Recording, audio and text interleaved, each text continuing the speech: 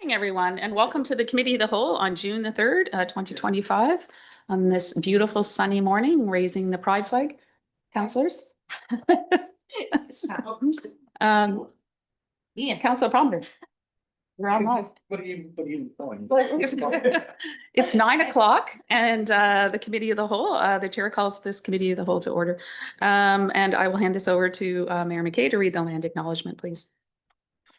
Thank you, Deputy Mayor. I would like to acknowledge Wolfville is situated in Mi'kma'ki, the ancestral and unceded territory of the Mi'kmaq, and as such ask that we conduct our business with the 7 sacred teachings in mind: truth, honesty, love, courage, respect, wisdom, and humility. Thank you, Mayor McKay. Can I have a motion to approve the agenda as circulated? I move that council approve the agenda as circulated or amended. Okay, can I have a seconder? Thank you, Councillor Elliott. Are there any additions or changes? Seeing none, all those in favor? Aye. Opposed? And that is carried. At this time, I would like to ask if there's anyone around the council chamber that would like to declare a conflict of interest. Seeing none, we will move on. Moving on to approval of the minutes. Can I have somebody to approve Committee of the Whole minutes, May the 6th? Councillor Elliott and a seconder. I'll second that. Thank you. Are there any errors or does anyone see any errors or omissions? Okay, seeing none, all those in favor? Aye. Opposed? And that is carried. Can I have somebody move the Committee of the Whole in camera minutes? Do that. I'll move that committee of the whole forward the following motion. Oh, sorry. All over the place. I'll move that the minutes of May 6, 2025 Committee of the Whole in camera meeting be approved as circulated and or amended. Thank you. And can I have a seconder? Councillor Williams, thank you. Are there any errors, I guess, or omissions? Okay, seeing none. All those in favor? Aye. Okay, opposed, and those are carried. All right, moving on to presentations. We have 2 this morning. I guess the first up is Julia Merritt from the Annapolis Valley Regional Library. She's the Library Operations and Provincial Library Funding for Provincial Library and Funding Review. Take it away. Thank you and welcome.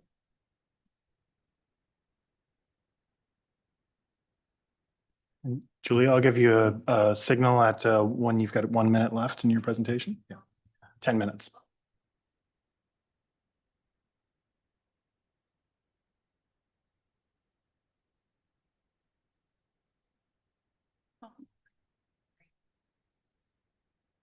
Magic. Thank you very much. All right. Well, thank you very much again for making time for me this morning. For those of you I haven't met before, my name is Julia Merritt, and I'm the CEO of Annapolis Valley Regional Library. I am here to do a quick review of the library's activities over the last year, as well as give you an update on the provincial funding formula review. I do continue to have good news to report with respect to community engagement and participation at the library in the last year. Last year, we changed the model of our summer reading club, in particular, making sure that we were delivering an equal number of programs across all 11 branches. And I'm delighted to report that participation doubled over 2023. So we had over 2,000 participants in the program and over 2.3 million minutes read, which was an all-time high for the library. So we hope to grow that participation again this year to combat the summer reading slide and help families stay connected in their community with free family activities. Also last year, we signed up over 3,700 new members, and that means that we have over 25,500 active card holders, which is almost 1 in 4 people in the Valley having used their card within the last 2 years. So great numbers there. Also, we worked with 4 municipalities to eliminate the supper hour closure. So we have Bridgetown, Lawrencetown, Middleton, and Port Williams, all with continuous service between the hours of 5 and 6:30 p.m., as well as a small increase to the number of their open hours. Long-term usage trend is also going very well. When we pull the data from 2009 to 2024, we can see that the circulation of books alone has increased by 30% in that time period, while the net increase in population in the region has only gone up by 10%. That doesn't include any numbers related to walk-in traffic, program attendance, computer usage, or any other form of help that the library is providing. So it really speaks to the ongoing importance and relevance of the library in people's lives. And when we look closely at the data on a month-to-month basis over those 15 years, we can see that there were 2 time periods where the usage really increased. And the first was between 2015 and 2019, when 5 of the 11 branches were either renovated or rebuilt. And then the second was in 2022, when the library joined with the other 7 rural library regions in Nova Scotia to form the same PAGE consortium. And that was when the collection size of physical items went from 120,000 items to over 1 million items. So you can see that it's proof positive that investing in public libraries is both welcome and well used. Which brings me to the funding formula review update. So as you know, the library funding formula expired this year of March 31st, and there was no new funding included in the provincial 25-26 budget for libraries. Saying that, the file is still open and conversations with the ministry are ongoing. The libraries collectively submitted updated research with respect to salary costs, technology costs, and collection costs in the fall of 2024. So they do have all the latest information of what it means to run, what it costs to run a modern library service on par with Canadian national averages. So while this process is taking place, though, for the long-term funding, libraries are in a difficult situation, and we have made 2 requests for interim funding. The first was for $800,000, which was the same bridge funding grant that we received in 2024. That request has been approved, so we do have the same amount of funds to operate this year as we did last year. We have also made an additional emergency request of $1.6 million. That is primarily to address the increase that would come from the increases to the minimum wage across the province. So we have not yet heard a decision on that.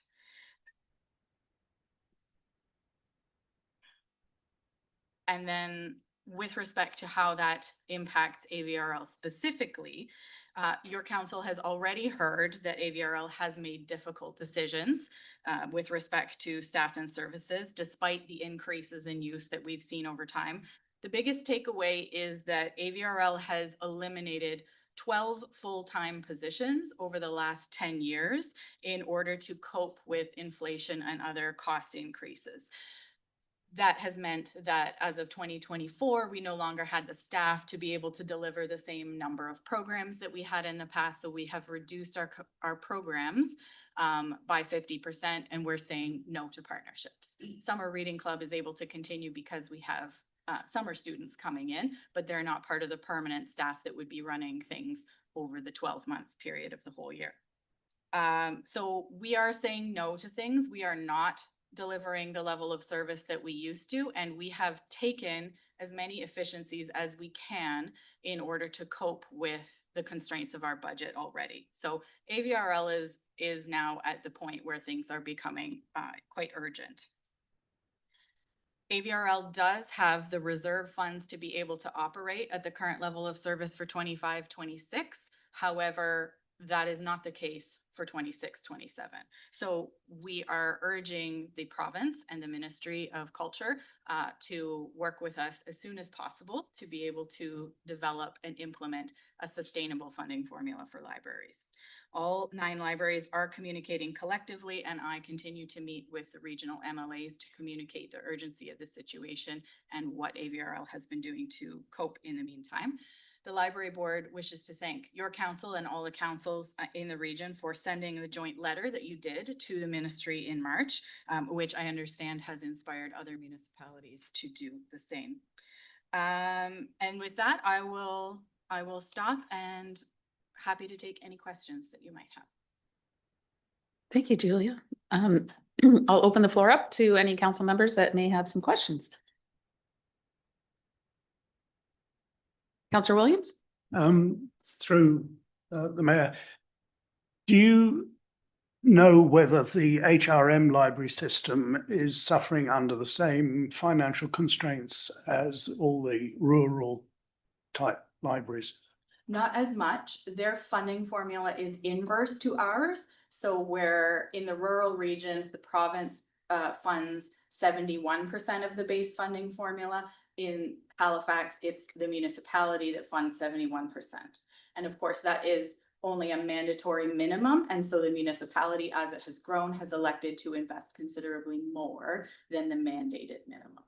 So they are not in the same situation. They are still struggling with things like demands on the services in terms of collections and things like that. And I believe that they did in fact take money out of reserves in the approved 25-26 budget to be able to stabilize operating costs. So they are in a difficult situation that's not sustainable as well, but it's not quite as dire as it is in the rural regions. Right. Thank you. Councillor Elliott? Thank you. I have the latest edition of the Canadian Centre for Policy Alternatives magazine, and there's a really interesting page here, which I'll leave with you, Julia, about public libraries in Saskatchewan. And one of the things they say is that far too often policymakers who may not actually frequent public libraries view them as an anachronism, thinking of them as mere repositories of books, ignorant of the vast array of services and programming that modern libraries offer. Do you think that's true?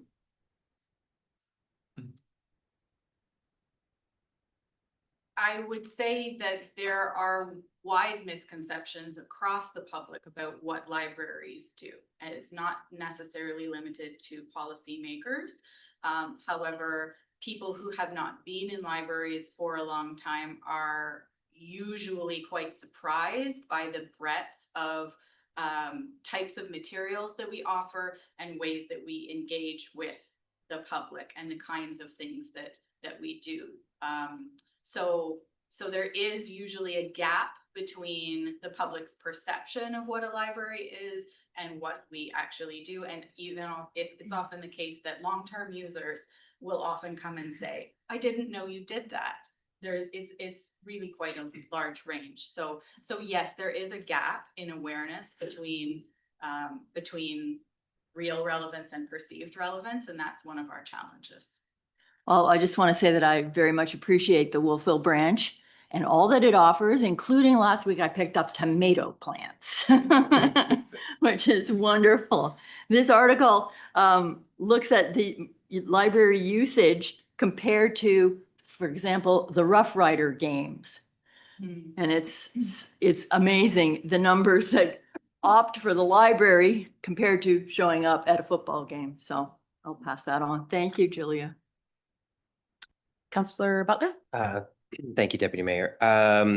This is very, very timely in a way. First of all, I want to say yay books. I'm a big reader constantly, so thank you very much for everything that the AVRL does.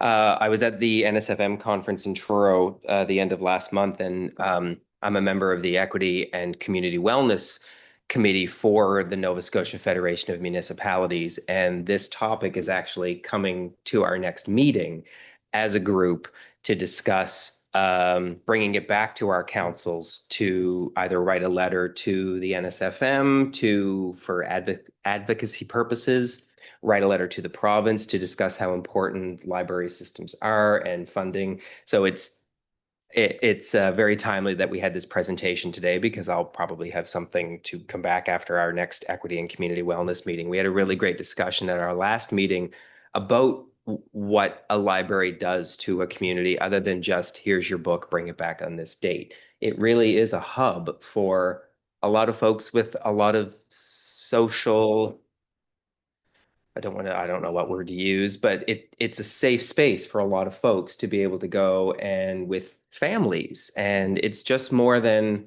a book. So thank you very much, and that was just something I wanted to add to that. Thank you, Councillor Butler. I look forward to that when you bring it back. Councillor Palmer. Thank you, Deputy Mayor.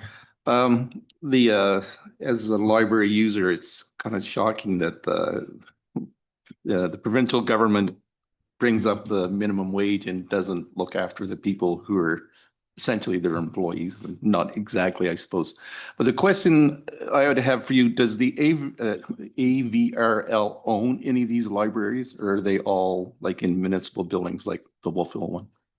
That's correct. All of the buildings are owned by the municipalities in which they operate. So the municipalities are responsible for the capital construction and maintenance of all of their facilities. And those municipalities have a contract with the library board to come in and provide service. Okay, so you're not gonna be needing any money for repairs, anything, like, at least you're not booking anything for that. anyway. Correct. Okay, thank you. Any more questions for Julia? Nope, seeing none. No, Oh, sorry, yeah. Howard's back. Sorry, Um, Councillor Williams. you say that the 26-27 year would be, Sorry. If you did. the 26-27 year would be absolutely critical. What choices do you have? It sounds to me as though even if you closed a library, that wouldn't actually save you much money, would it? You are correct. The library, I would say, historically has done an admirable job of providing a great deal of service within a very limited budget. We have a number of libraries that are single staffed by part-time staffers. And the remaining staff, even places like Wolfville, are doing a lot of service with a bare minimum number of staff in terms of coverage. So we are currently relying a lot on casual staff to fill gaps, normal gaps for vacation and sick time and things like that.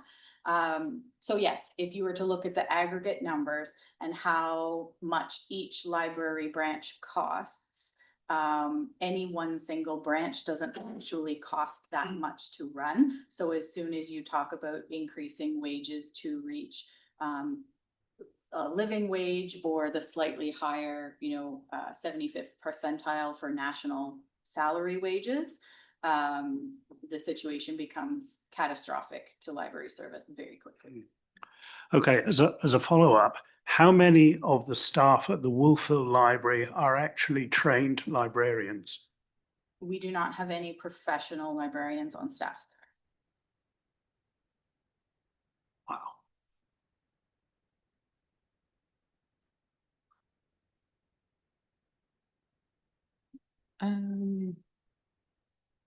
Okay, I'm looking around. I don't see any more questions for you, Julia. So thank you so much for coming in the presentation today. Thank you.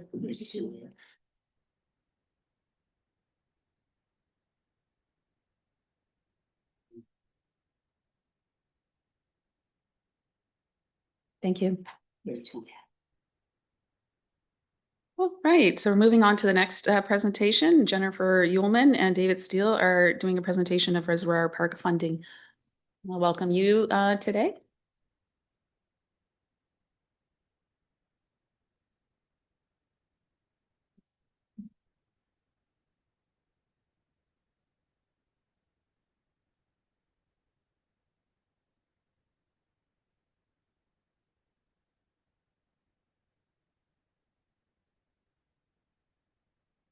Morning, everyone. Thanks so much for having us. I'm Jennifer Uhlman. This is David Steele, and we're here to represent. Hi, everyone. We're here to represent the reforestation project at Reservoir Park.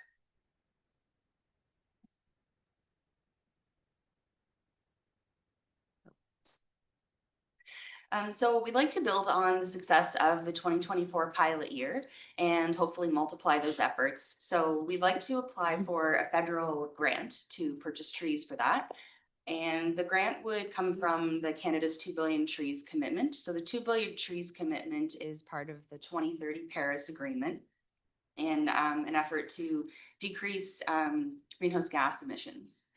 And it's a $3.2 billion federal fund, and it's going to be dispersed gradually over 10 years. And it funds various mostly grassroots level tree planting initiatives of varying scales. So the part of the fund that would align with a project of our size is the Green Municipality Fund, or GMF, and that's administered through the Federation of Canadian Municipalities. So a very basic, here's the funding constraints that we would be working within. So GMF can fund, the smallest project that GMF can fund is one with a budget of $50,000 over a 3-year period. And they can fund up to 50% of a project like that.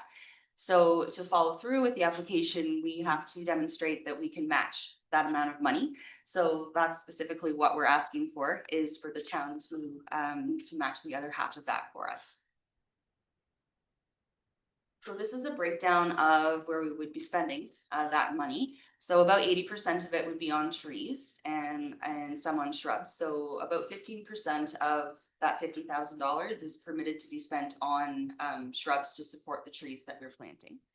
A little bit of organic compost and the excavator service. So I'll talk a little bit in a moment about why the excavator service is important.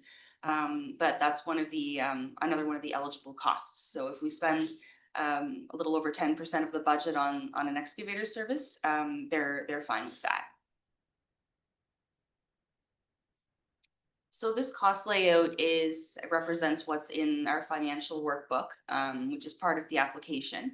So the milestones and the costs and the timeline, we worked that out, and this has been vetted already by the advisor, the GMF advisor that I've been working with. So the green blocks represent the total, those add up to 50,000. So the total theoretical budget. And that line along the bottom, the draft grant disbursement schedule, that's really my best guess based on what how I've been talking with the advisor. But that's approximately how their half of the budget would come through. So the first 2 years, one of the frameworks that we have to work within is the first 2 years where all the planting occurs. And then the final year is focused on tree survivorship and then replacing any trees that didn't make it past those 2 years, that type of thing. So there's a few possibilities of when that 3-year period would start. And the one that's there is the most likely one to happen. So to begin in the spring planting season of 2026.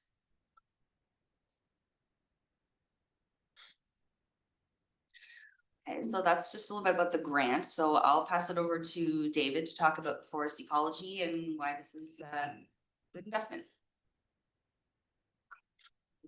Thanks, Jennifer. Okay, we got some slides. Yeah, let's have a look here. Okay, so we have a number of objectives that we hope to pursue up in the park, following pretty much what we did last year. So the first thing is the removal of invasive species. And there are 3 principal target species that we've been focusing on, and in spite of the fact that there are more invasives than that present in the park. So the 3 that we're looking at are the Norway maple, the multiflora rosa, and the so here's the multiflora rosa here. You see swamping moving in on some trees and forming quite a dominant dense thicket for a long way down. This is taken on, I believe, along Maple Avenue, going down into the Gaspereau Valley. So it forms these huge, massive thickets, and it can basically smothers all the other native vegetation that's around, and threats the biodiversity of the area. Glossy leaf buckthorn is the other one that's a terrible invasive, it's a similar threat as the other 2. It spreads rapidly, outcompetes our native plants, and reduces biodiversity in the forest ecosystem. So where are we here? Okay, yeah, this is a a couple of pictures taken down along Elm Avenue. So the big tree there is by the Kavanaugh's old building, and that's a beautiful old sugar maple. And the other picture on the upper right there shows a couple of the Norway maples that are unfortunately town planted street trees. And you can see there's a leaf from each of the two trees. It's maybe a little hard to see some of the details there, but the the one on the left is the sugar maple leaf. And if you look very closely, you can see there's some little holes where something has been gnawing at the leaf. And the other one is the Norway maple leaf. It has a different leaf pattern. You can recognize it has 7 lobes to it, and the 2 bottom lobes are actually wider than the 2 diagonal top lobes. Whereas you look at the sugar maple, those 2 diagonal upper lobes are the dominant ones, and there's only 5 of them. So the holes in the sugar maple are indicative of something that's going on there. There are natural enemies that the sugar maple has to defend itself against, and these are probably caterpillars that are eating the native plant. Whereas the other tree that's from Norway, our native insects are not bothering it. All of the leaves I looked at on that tree, there was not one single one that was being eaten. So the sugar maple was providing food for other animals in the ecosystem. The Norway maple was not. So,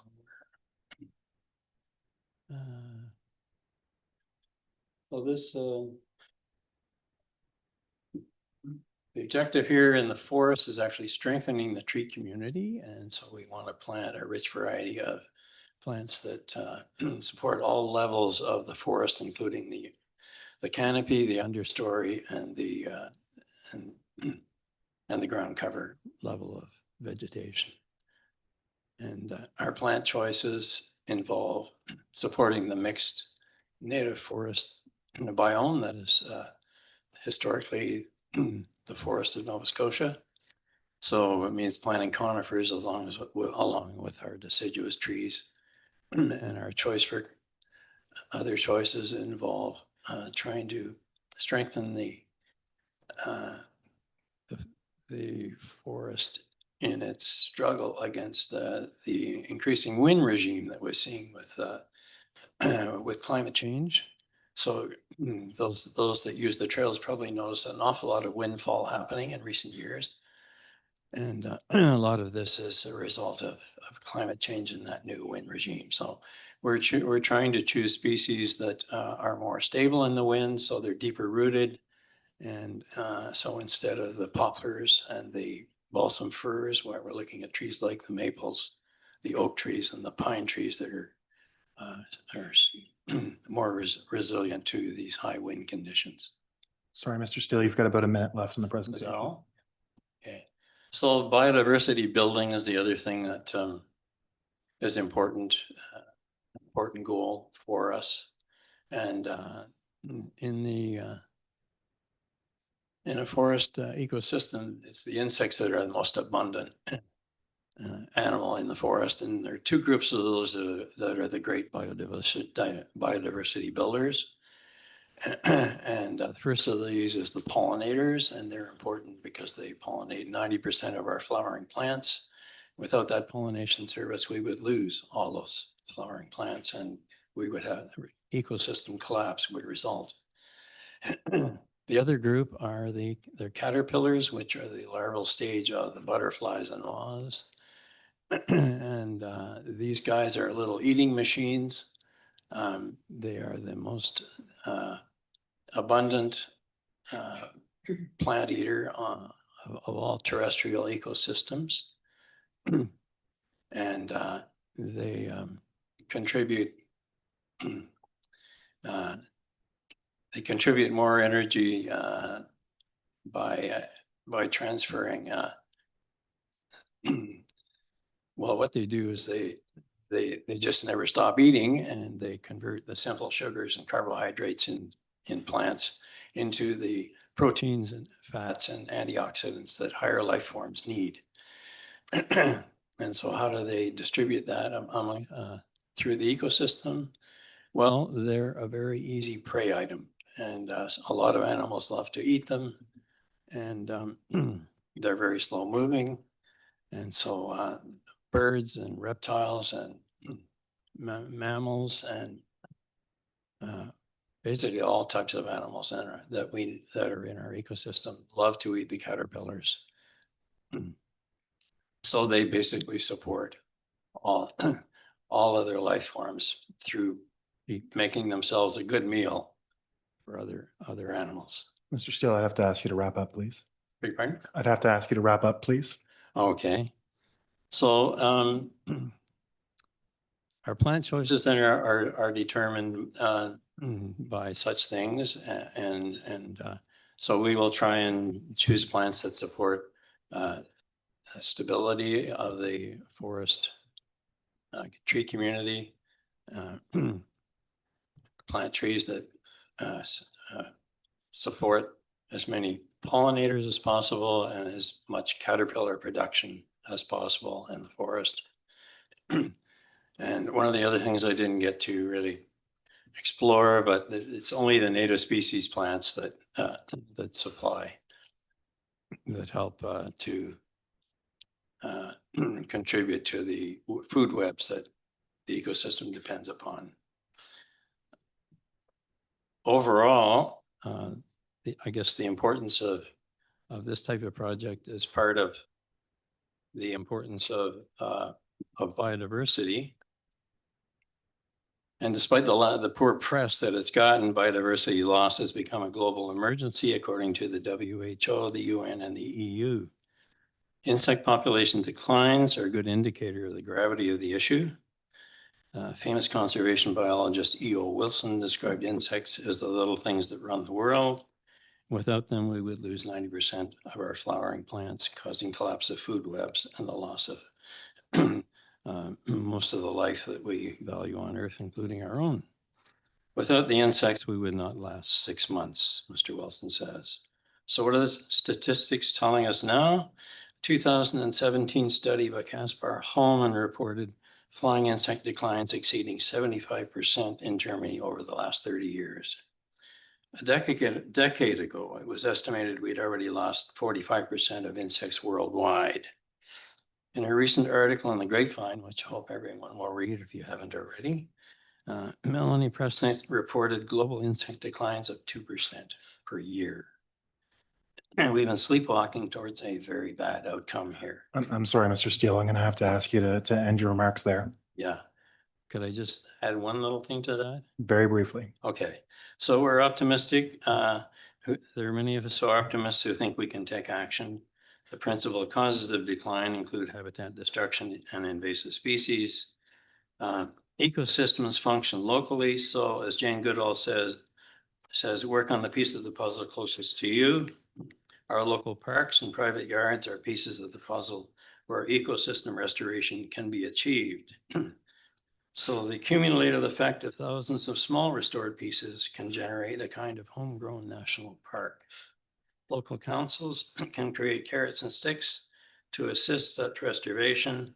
So I'm sending out a challenge to everyone to take up on this issue, and my thanks to you all for listening to our request and considering our proposal. Thank you, Jennifer and David. I'll just open it up, Jennifer, if anybody has any questions about the presentation. Councillor Williams. Thank you. Yeah, I have a question probably for David. You started planting last year. Do you know anything about the survival rate? And are you monitoring it? Yes, we've been keeping our eye on it. We see that there are some trees that don't appear to be doing very well. I think there's going to be, I don't know what percentage of loss of planted trees is going to be. I saw a couple of conifers that have definitely suffered winter stress, and I don't know if they're going to make it, but we're certainly watching them. And anything that doesn't make it, why we'll look after that. Okay. Thank you. Councillor Promoter? Thank you, Deputy Mayor. This is probably a question for Jennifer, I guess. You're asking for, or you're going to apply for $50,000, I think. So, and you're hoping to get 25% from the grant money. If you ask for 100,000, would you get 50 or does it slide? It's the minimum total budget has to be 50,000, but we could say that we're starting with a total budget of 100,000 and ask for 50. And it sort of gets reconciled at the end. So we're not necessarily committed to spending theoretically $100,000. Just the minimum amount of 25. So that's kind of why they disperse it in 3 to 4 different allotments. So we're meant to check in with them every like once a season type of thing to see that we're meeting the milestones and how much money we've actually spent, and that we're on track to spend the minimum amount of 50,000 total, 25,000 being from them. But it would only be if you ask for 100,000, it'd only still be 50% from the grant. That's right. Yeah. Okay. And you're working with our staff on that, on the requests, or you hope to work with our staff on Yes, that? on the administrative side of it. Yeah.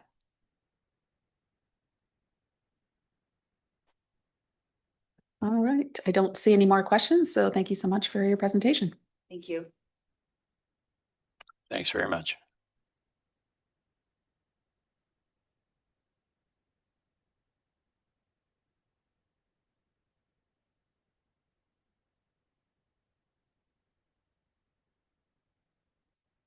Okay, we will move on to public comment. I just want to reminder to all speakers that the town conducts its business with the 7 sacred teachings in mind: truth, honesty, love, courage, respect, wisdom, and humility. Members of the public participating in public input sessions will conduct themselves in a manner that is respectful to the public, council, and staff. Should this not occur, the chair will advise them to end their questions and/or comments immediately. You have up to 5 minutes to make your comments and provide feedback. Comments are to be directed to the chair. If appropriate, responses to input and/or questions will be posted in a future CEO report. Any questions that relate to personnel, current or political litigation issues, or planning issues for which a public hearing has already occurred, but no decision has been made by council, will not be answered. So that being said, would anybody here like to? Okay. So I just ask that you state your name and your address, please. Thank you. Excuse me. My name's Barry Leslie. I live at 67 Women's Grove, apartment 106. Been there for about 1.5 years now. Before that, I was 40 years in Gaspereau.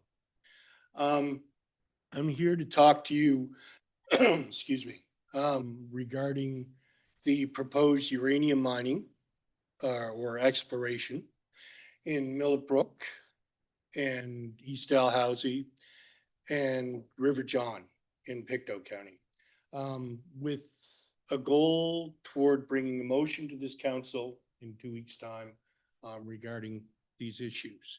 I'll let you know, and Mayor McKay has a copy of this email also that we received this morning. Last night, the municipality of Pictou County passed a resolution supporting a local group in opposing the way the provincial government is approaching uranium exploration and mining in the province in the River John watershed area. So what I'm going to do is give you a very brief history of what's been going on in the last 1.5 weeks or 2 weeks. It's been very busy. In March, March 26th actually came into being, it was passed on March 25th. Just open my notes here. Here we go. In March, the provincial government revoked the ban on uranium exploration in Nova Scotia. That ban had been legislated in 2009. There had been an effective moratorium and ban beginning around 1981. In the late 1970s, there was a lot of exploration that happened on the South Mountain batholith and in other areas in the province. So when we discovered this, when they revoked that ban, we could see number of people could see that, okay, it's coming down the pipe. They're going to allow people to, companies to explore and perhaps mine uranium. So we began, on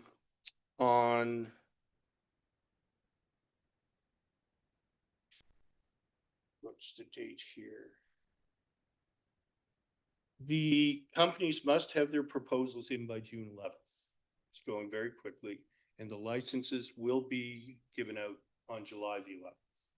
So that's a 1 month, I mean, it doesn't give the public time to be consulted at all. The public landowners were not consulted. Indigenous peoples, the Mi'kmaq were not consulted. No one was consulted. So groups began to form. In East Dalhousie, a group led by Jude Steves and Megan and Colby Soller held a meeting, and that was on May 27th, Tuesday, May 27th, 1 week ago. I attended that meeting in East Dalhousie. We were expecting 25 people to show up.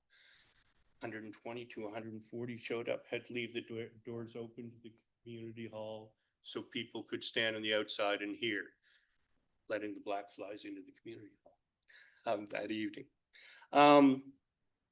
The Environmental Action Center was there and presented. CAPE, the Canadian Association of Physicians for the Environment, presented. I presented as kind of an organizer and cheerleader, I guess you'd call me. It was a very good meeting. The thing that struck me the most was actually tears came to some people's eyes who had been there for generations and generations and realized that there was a possibility their lands would disappear, especially in the case of an open pit mine. You have 1 minute remaining, Mr. Leslie. Sorry, you have 1 minute remaining. Okay, last Saturday, a similar meeting was held in Vaughan around the Millbrook issue.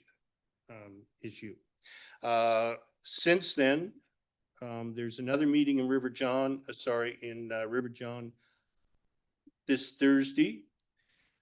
Here we are coordinating all three groups, East Dalhousie, Vaughan, and we have a group that is moving ahead in the Wolfville area because we are only in a straight line under 25 kilometers from Millbrook itself.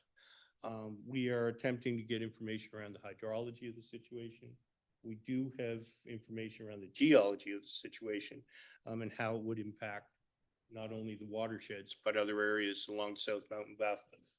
We must also realize that the provincial government in this move has also said that exploration could take place anywhere in the province. Sorry, sir, I'll have to ask you to end your comments there. Pardon me? I'll have to ask you to end your comments there, sir.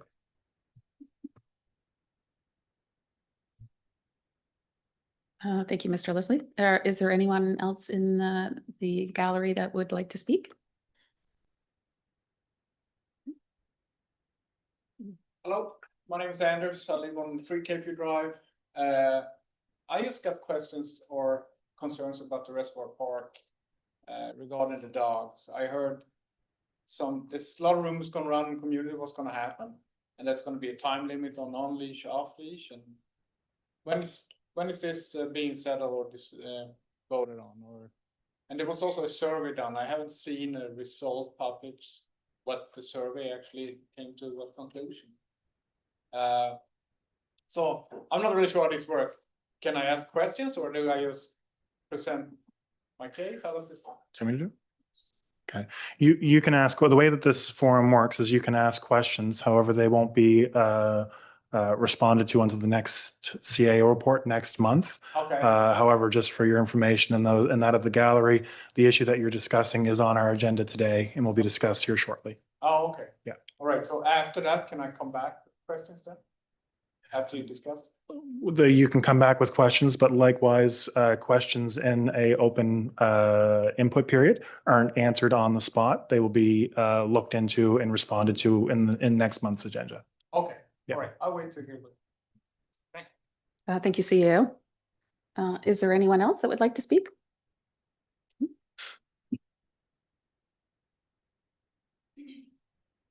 My name is Elizabeth Costers. I live in Wolfville. I'm a geologist.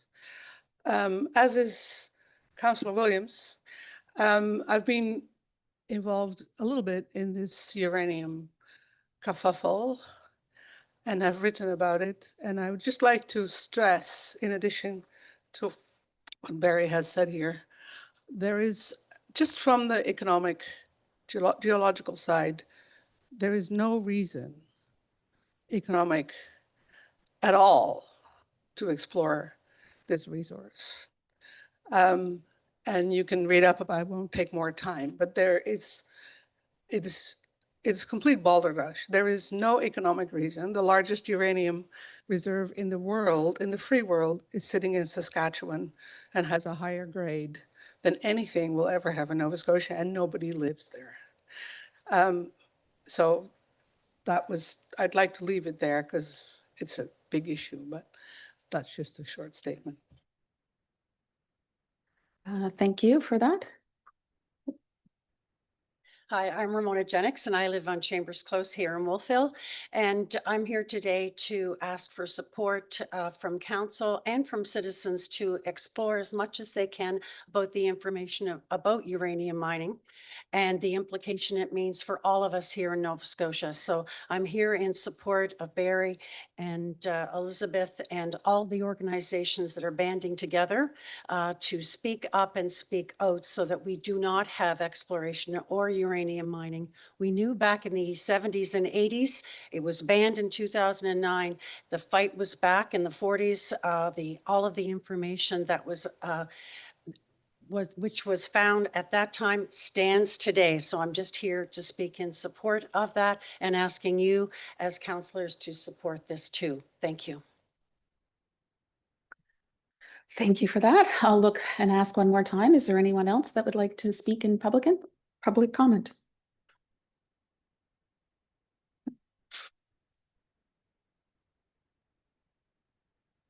Hi again, David Steele.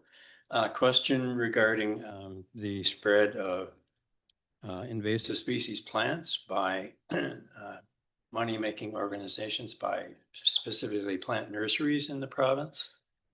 And I'm wondering if town councils, municipal councils, perhaps in association with the Nova Scotia Invasive Species Council, could take some sort of regulatory action that prevents or restricts nurseries from selling invasive species plants in this province. Because we're working very hard to get rid of invasives, and on the one hand, on the other hand, we have these organizations that are selling them and spreading them. So, you know, so that would be a question that I would just wonder if some kind of regulatory action can be stimulated by people like councils such as yourselves. Thanks very much. Thank you for that. And I will look one more time if there's anyone else, or look to Laura in the back there if there's anyone online. Nobody online. Okay, so that does conclude our portion of the public comment.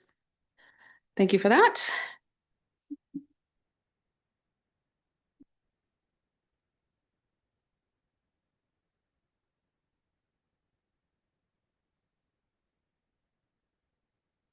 So this moves us on to the next portion on the agenda, and RFD 024-2025, support for a volunteer-led reservoir park. I'm looking at Mark to come up with that, our senior planner.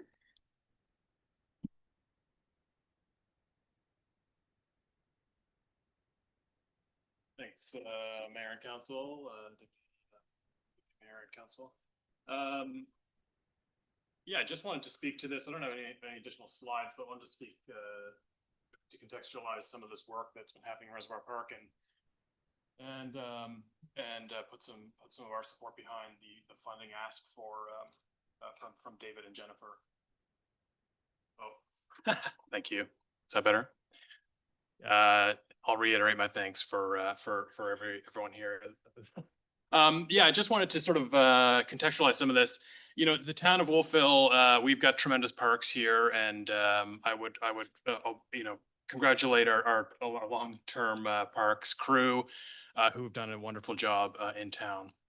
The town has about 100 acres, manages about 100 acres of parks in town and another 600 acres outside of town. So the work is immense, and there's a lot to do in all of those spaces, and they do a wonderful job.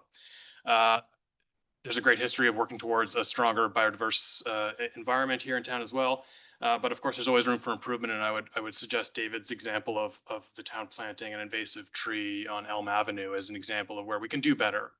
And certainly it's our hope that this draft tree policy that we're working on now will guide us in that direction. We don't want to be planting Norway maples anymore. We want to be planting native species that are, again, building that that environment where all those insects and birds can thrive.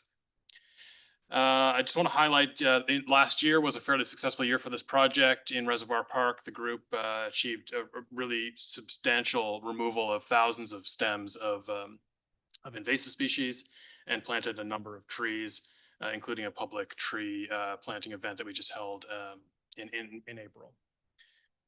So most of the trees that group planted, however, were paid for or donated, paid for by Blomidon Naturalist Society fundraising or other kind of donations. And so having a more dedicated funding source would really help this project to continue in future years. Some highlights in terms of how we're managing this from an operational perspective. We're meeting with David and the team in the park regularly, talking about logistics, arranging material pickups, that sort of thing, and addressing any challenges they run into. We agree on a kind of work plan and those kind of priority areas on that map that we saw briefly earlier, and discuss any changes as we go. So we've got some oversight there. Certainly, if funded through council with public money, we would initiate some other kind of formal expense reports. So we have some additional oversight of how those dollars are being spent. We do expect they might primarily be spent on trees and plants. There was some reference to excavator service, and we've offered to the group that we could also be supportive in that with the town's excavator and operator. So the $5,000 that they had budgeted, if we were to be able to fill that gap with our crew, again, that would be more money spent on trees. So there's some opportunity for cost distribution there, but do want to highlight that we would initiate some oversight on the spending if council commits to public dollars going towards this. So, the work being done by these volunteers is certainly in alignment with that tree policy I mentioned earlier. This is a draft that'll come to you very soon. It does speak to kind of biodiversity enhancements, invasive removals, particularly in our parks where they can spread most easily. And of course, this is also addressing street trees. We've been working towards this approach for a while now, and we do look forward to continuing this relationship with a dedicated group of volunteers like David and Jennifer and their team. And I just want to highlight the importance of parks and our local parks, because these are the spaces that we all walk by, we all see them, we experience them, and they're closest to our homes.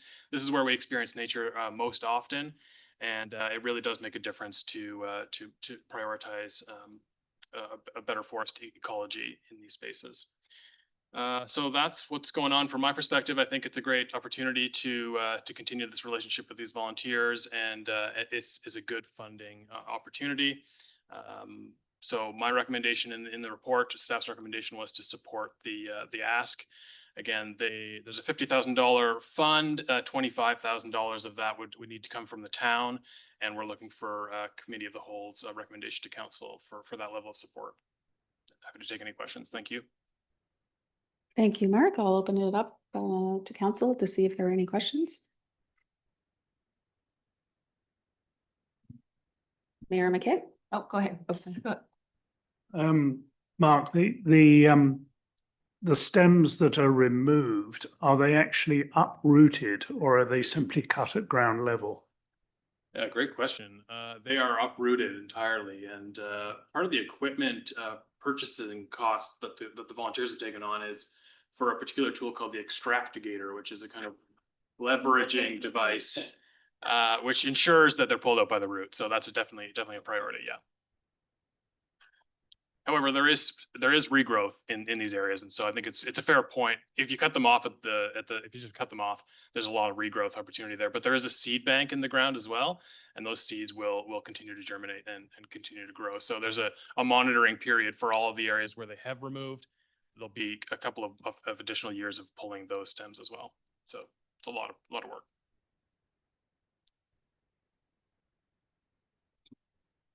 So Laura, are you able to pull up the report? If there's a draft motion that council wishes. Just, we'll just finish up with the questions first, please. Mayor McKay? Thank you. Yeah, I had some questions when I was reading this because I was slightly confused on the flow of it more than anything else. I think the work that the Blomina National Society is doing is great. I'm up at Reservoir quite often, so I could see the immense amount of work that has gone in there. So thank you for that. It's not, because it was confusing to me whether this was a grant application or not, but so just wanted to clarify, it's not a grant application. This is something that we would be funding from our operations plan that is already in the budget for the tree policy, or the tree work that we plan on doing that will align with the tree policy that you'll be bringing back in the next month or so. Yes. Okay. Yeah, that's correct. It wasn't yeah, that's right. Okay. So yeah, so I just, because it is a town-owned park, so I just wanted to make sure that we were providing the same, oversight. It is in line with our policy. That is, we're doing this before the policy, so it was a little bit cart before the horse bit, but as long as, you're writing it, so I'm assuming that it's in alignment. So, and just making sure those oversights are in place. And from my perspective, I think this looks like a really great strategic partnership plan as we move forward, because if this is a one-year thing, but if we keep doing this year after year, perhaps it's in our budget every year to keep doing this work, and we have the MOU and all of those things in place, so we keep this work going in the right direction. I'm not sure if that was a question or a comment. Sorry. Councilor Butler? Just to clarify, because I sort of had the same question as I was reading through. So what it says in the report is for 2025, the contribution is coming from the 20,000 that's already allocated for the tree budget, but 2026 and 2027 will have to be reallocated from those years' budgets. Is that Yeah, correct? through you, council. That's our understanding. And again, if council chooses during those budget deliberations to set that as another, Okay. or increase that tree budget or however we want to structure that. But that is how we would see that roll Okay, out. so That just ensures we can. at the moment, the first installment is already covered with something we've approved. The next 2 years will have to come back for approval. Right. Okay. No, just to Julie? clarify, so what council's being asked is for a commitment to $25,000 total, which will be broken down in three $8,333 increments. This year's will come out of the existing $20,000 tree policy budget. And in future years, council will have made the commitment to spend that. Exactly which pot it comes out of and how we organize that partnership is yet to come, but we will have made the commitment to $8,333 in the next 2 fiscal years. Thank you. Councilor Palmer? Just to go along with the comment that Mayor McKay made, excuse me. Excuse me. So the Blomina Natural Society, or whatever David is calling his organization up there, they're not strategic partners at this point. Should they be? That's kind of my next question. So anyway, I'll leave it at that. Oops, sorry. I just have a comment just for clarification, as Mayor McKay and Councillor Palmer just pulled that up. We do have a motion that would be put on the floor soon. So when CAO, will you be taking a look at the comment that Mayor McKay said, so we can have a look at the strategic partnership moving forward? Yes. Okay, that's all I want to know. And the other question is, I do know that you have done a lot of work up there, like an immense amount of work in the heat. It is very noticeable. And thank you for all your hard work. My question is, with this grant and the more work that you're going to be doing, do you feel like you have enough volunteers for all of this? All right, I guess I'm addressing to Mark. Yes, sorry. I'm looking at David, but I'm addressing Mark. Yeah, that's always a challenge. There's a lot of ebb and flow with volunteers, of course. People can not always commit to time over the whole summer. So there's a lot of people who drop in and out and in and out, and there are new people. We're establishing a marketing campaign right now with David's team to kind of get the word out there, and I think it's been pretty productive to when we advertise for that, they're able to pull a lot of new volunteers. I'd welcome any comments from David though on his perspective on volunteer capacity though. Yeah, well, certainly we have about 10. Sorry, we can't hear Mr. Steele without a mic.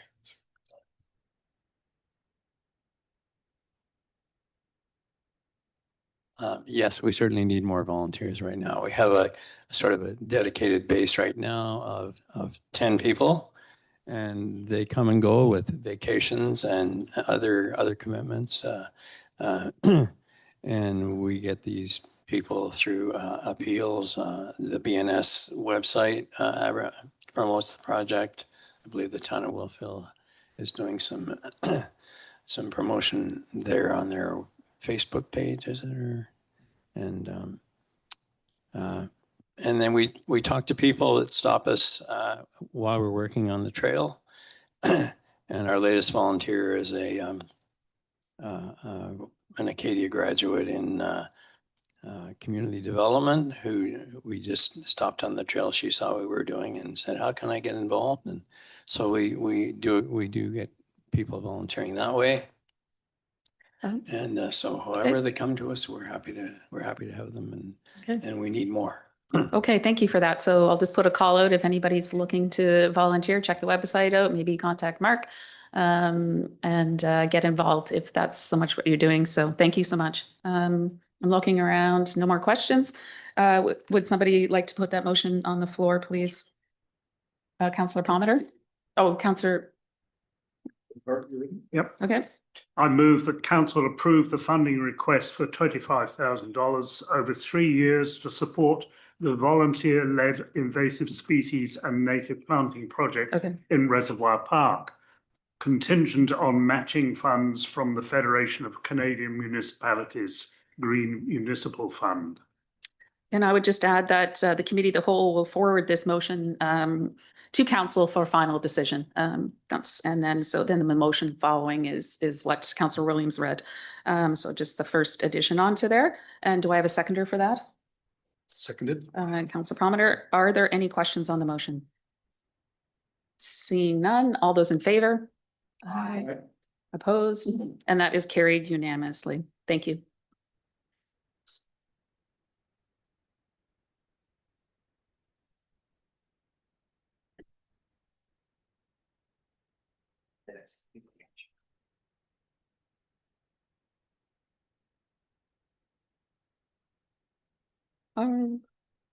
All right, we're moving along to RFD 020-023-2025 off-leash dog approach for Reservoir Park. We have Barb and Caden here. I'll let you take it away. Thank you. Good morning through the chair to members of council, to staff, to our guests in the gallery, and no doubt to folks tuning in from home, either today or in the future watching this recording. We understand that this is a file that's generating a lot of interest in the community. So we're going to try and do our best to walk council and everybody else through it step by step this morning.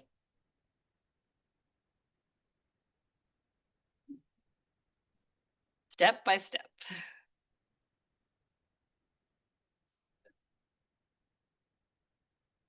Here we go. Off to a great start.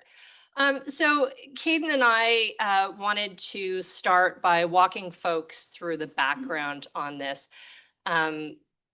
This file kind of landing with us has been a long time in coming. And we want to make sure that everybody understands the rationale behind why we were asked to take a closer look at this. So we've had a dog control bylaw for a period of time. The last one that I was taking a look at was from 2013. And our dog control bylaw permits off-leash dogs in Reservoir Park if they remain under voice control, and that's the key. So it's not that Reservoir Park is classified as a dog park, but we have a permissive dog control bylaw that allows dogs to be off leash in Reservoir Park and in some other locations in our community, as long as they remain under voice control. So over the past number of years, and I've only been with the town for 4 years, but certainly this has been a common narrative since I have arrived with the town. We've certainly heard an increase in complaints about the negative interactions with off-leash dogs in Reservoir Park. We heard a lot about this a number of years ago when we were going through our Parks and Open Spaces master planning process, specifically an engagement session for users of Reservoir Park. There was a lot of feedback at that time and a lot of concern. Really, we had an opportunity to hear both sides, folks who absolutely cherish and love having that opportunity to spend time in Reservoir Park with their dogs. And we were also hearing from folks who had had some negative interactions. Last summer, I received a call from an emergency physician at Valley Regional. This is not a common occurrence for us. And the physician reached out after treating a third bite victim.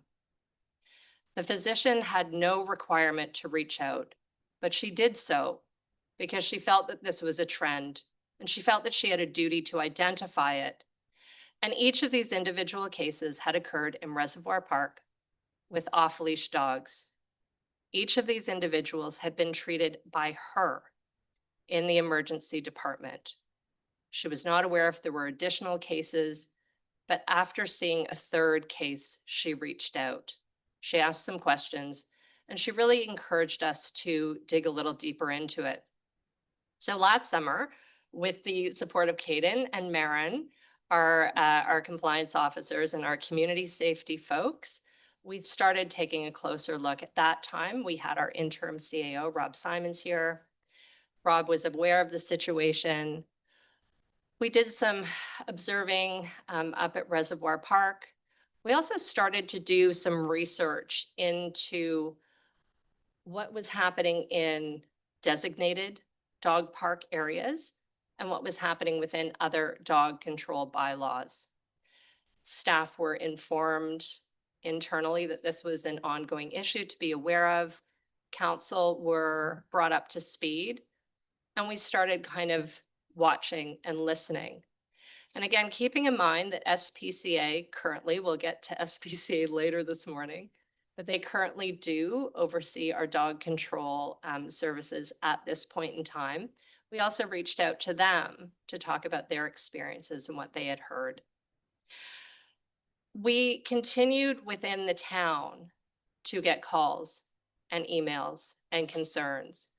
And that really let council know quite clearly that now was the time to dig a little deeper and to really kind of understand not only what was happening, but maybe ways that we could, as we like to do in Wolfville, study this in a more meaningful way and potentially put in some speed bumps just so that we could have a pause and see really how we can increase safety and mitigate risk in our community.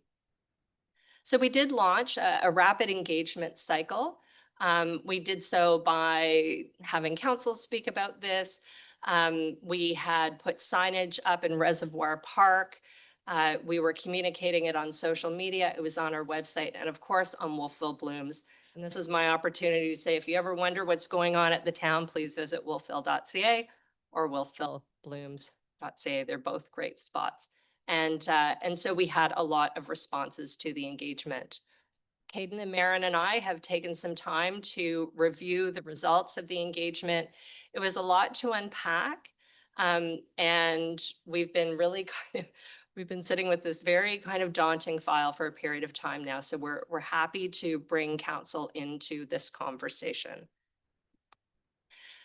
This would be an appropriate time to pause and to really thank folks in the community. The response to our engagement survey really helped staff understand the scope of this issue.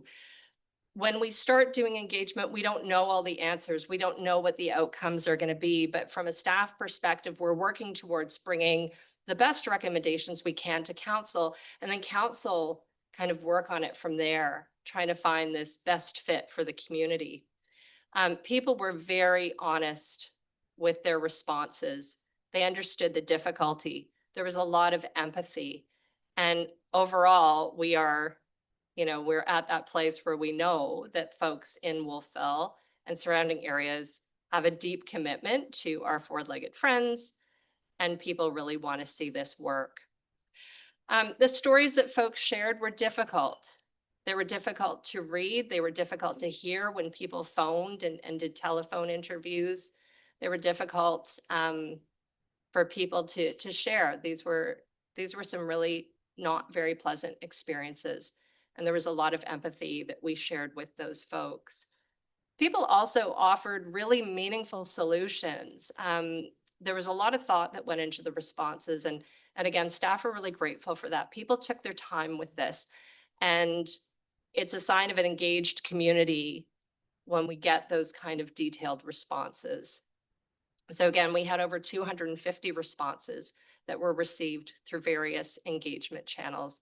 And again, we can't thank the community enough for providing that. So what we heard, and a lot of it is in the report that's before you today, that report has been online for about a week now. It was linked from the original engagement spot in Wolfville Blooms. We know people are looking at it, we've had a few comments since it was published. But this is really a lineup of what we heard. So dogs jumping, chasing, stealing food, jumping on kids, jumping on strollers, knocking people over, chasing joggers, biting joggers, and impacting swimmers. That's a summary. None of this is behavior that should occur when a dog is under voice control. And that's really what we're finding here. This is not an issue of terrible dogs or aggressive dogs for the most part. This is an issue of dogs not under voice control. So that leads us to then, how do we crack this nut, so to speak? So we really kind of spent a lot of time working through what the possibilities were. It's clear that the under voice control situation is not happening in a lot of cases. The bylaw, as I said, is quite permissive. It's also quite clear. So for the next period of time, this is what we're suggesting as a way to prioritize safety and shared use in this beloved park. So we are suggesting a time of day change to the off-leash privilege. So staff are proposing that dogs remain on leash between 10 a.m. and 7 p.m.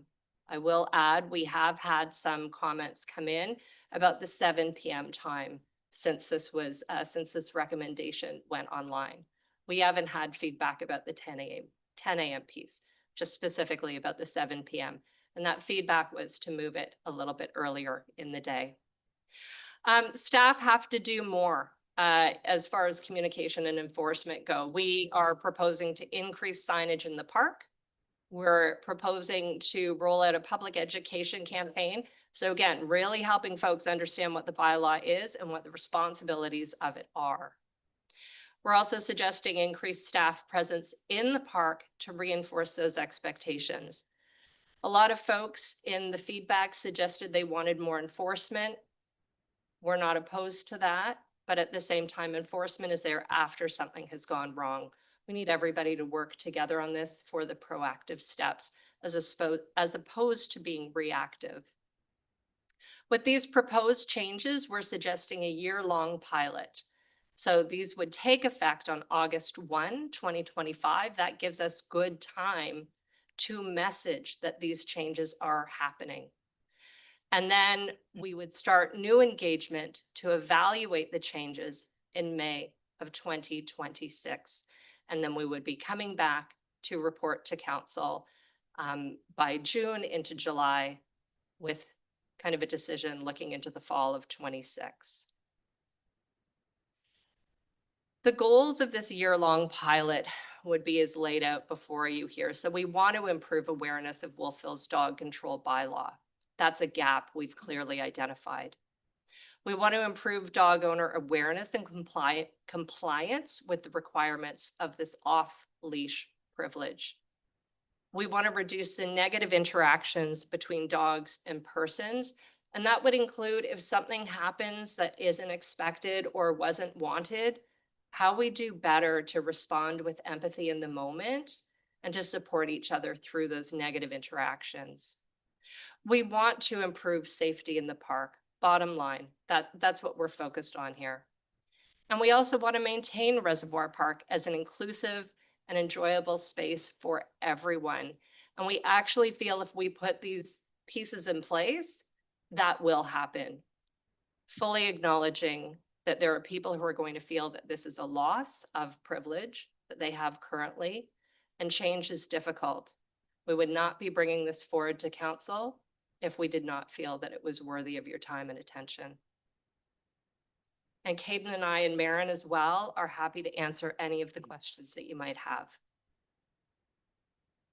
Thank you, Barb, for always that thorough presentation, and Caden and Merritt and the Pine staff for presenting that. So I will open the floor up. I'm looking at Councillor Williams. You're fast on the light today. You go ahead. Yeah.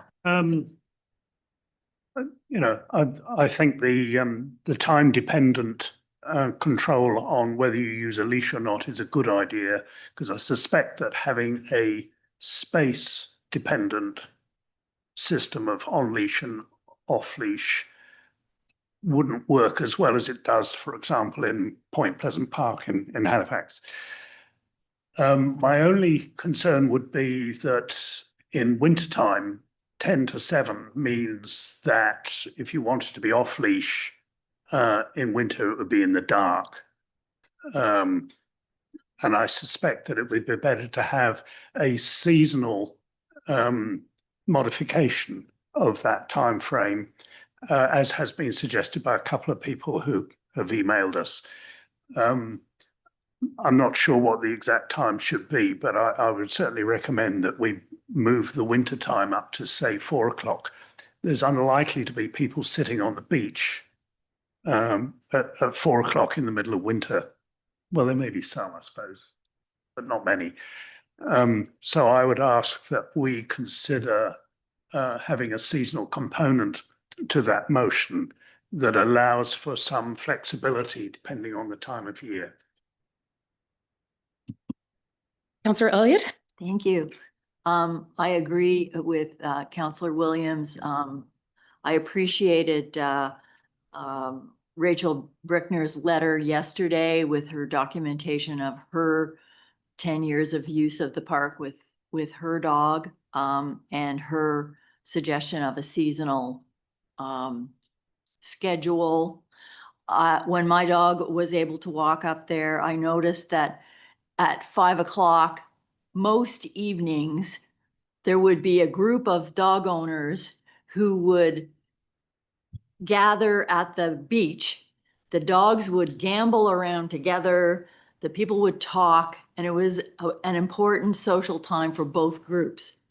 It was obvious that they had just gotten off work, and that was an important time frame. So that's a consideration for me, but I do think the seasonal perspective would be a good one. Councillor Van Niekerk. Yes, I agree with the comments that, perhaps looking at moving that forward a little bit makes sense. How did you arrive at the 7 p.m. determination? Yeah, and I wear that. That's not my colleagues, Caden or Maren. When we looked at all of the feedback that was coming in, we were considering all the different alternative uses. And with a lot of the work that's happening through recreation right now, and talking about kind of right to play and having safe spaces for kids to play, really the thought was for younger folks in our community to have a safe place to be running and to be biking. We felt that was important, and likely that they would still be kind of using it around that 4 to 5 p.m. time slot. The other pieces, of course, we're all very aware that swimming in the ponds is going to be incredibly important to folks over the next number of months in the warmer weather. So again, it was that kind of shared use strategy. That said, all of this is better through that kind of co-design, through feedback that we're having, but that's how the 7 PM came to be initially. So I appreciate And that. that makes a lot of sense. I do see, the after work dog walkers wanting to get their dogs out and running them and stuff being of importance as well. So perhaps sliding that forward a little bit and looking at some kind of seasonal approach might make sense. But I also just wanted to ask for a clarification when you were speaking about the SPCA oversees the dog control service. So does that mean if there is an incident, the SPCA is the one that's called and responds? Is that what you mean by that?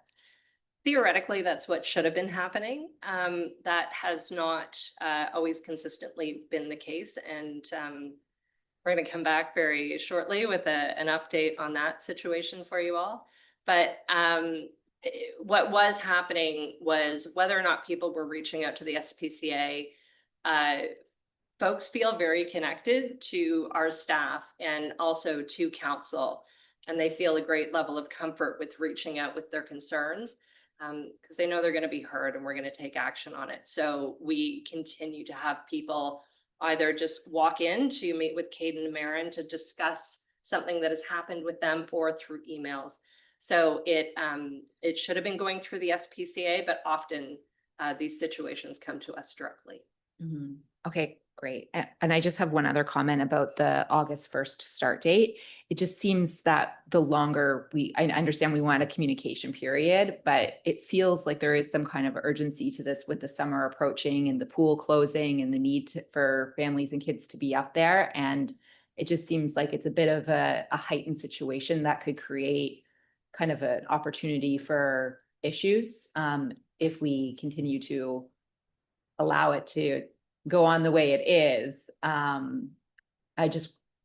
know we want communication, but at the same time, moving that up to kind of protect that space for that month seems important and might reduce risk of other incidents.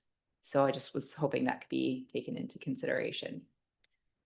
If I may, through the chair to the counselor, I hear what you're saying. I think we were being mindful of the fact that we have to get through ratification at council in a couple of weeks.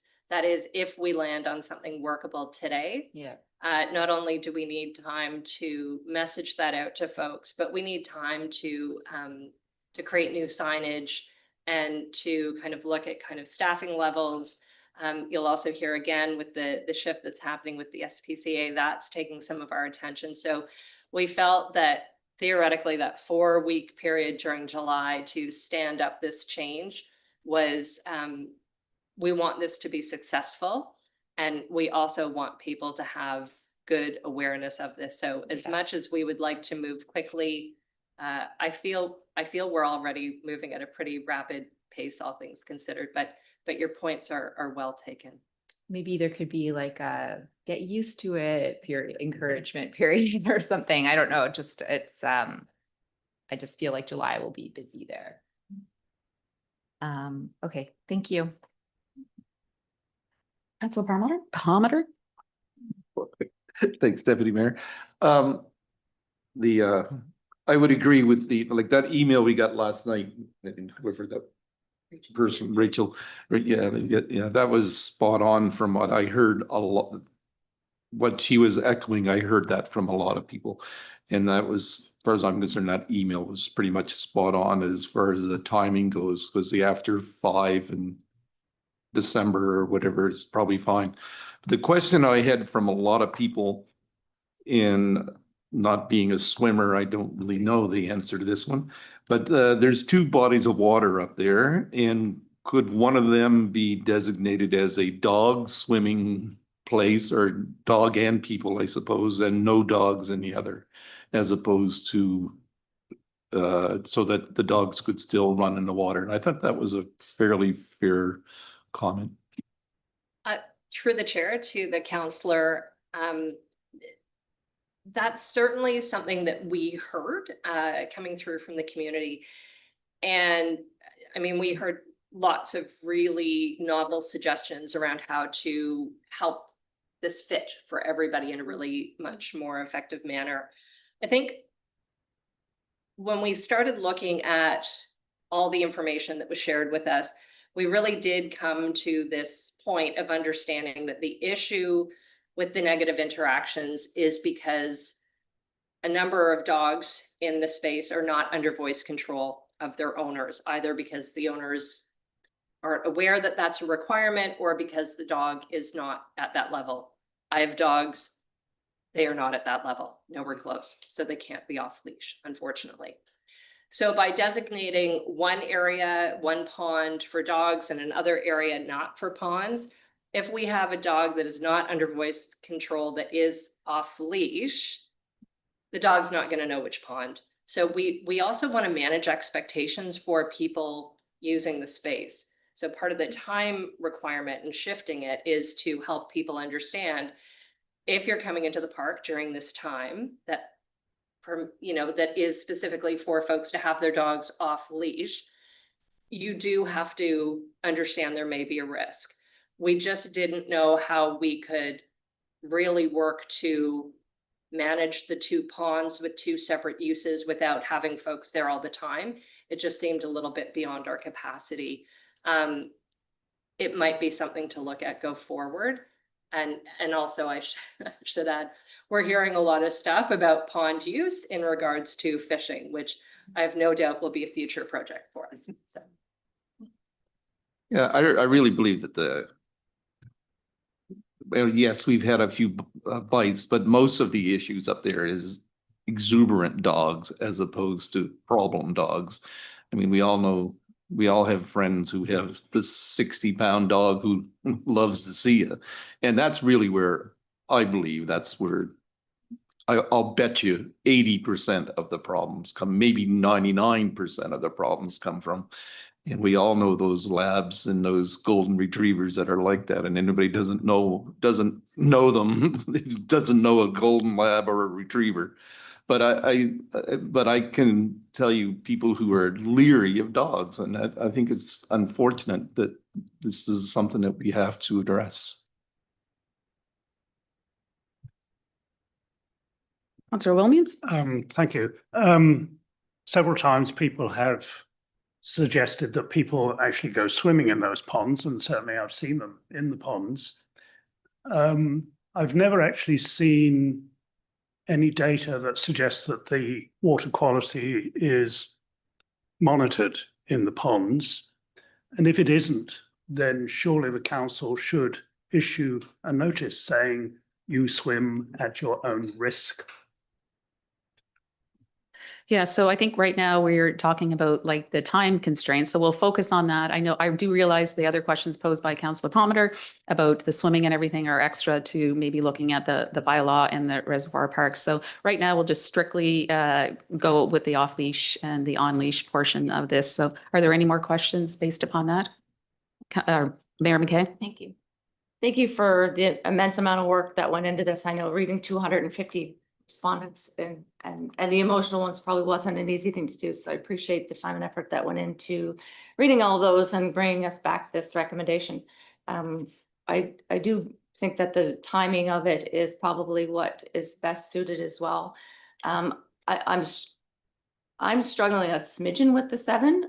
I'm not saying it should be that late, or I'm not even sure it should be earlier, because for 8 years that I sat around this table previous to this, and I had a young child, so, well, I guess it still is. There was a lot of feedback that parents or children who were leery of dogs didn't use that park. And after school, if you went there after school, 5 o'clock, if I got home from work, does not fit my schedule. Because I would get home at 4. Any parent who could feed and get their child to Art Reservoir Park within an hour, I commend you, because it wasn't me.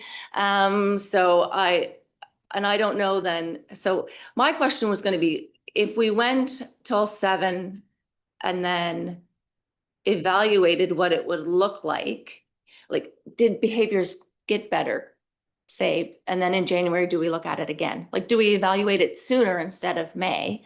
So if we said, oh, you know what, these suggestions are working really well. People are working really hard to keep their dog under voice control, and, you know, our messaging got through and everyone is being respectful of each other's time and space, then can we look at it a little bit sooner so that January, when it gets dark, we have maybe a different set of data?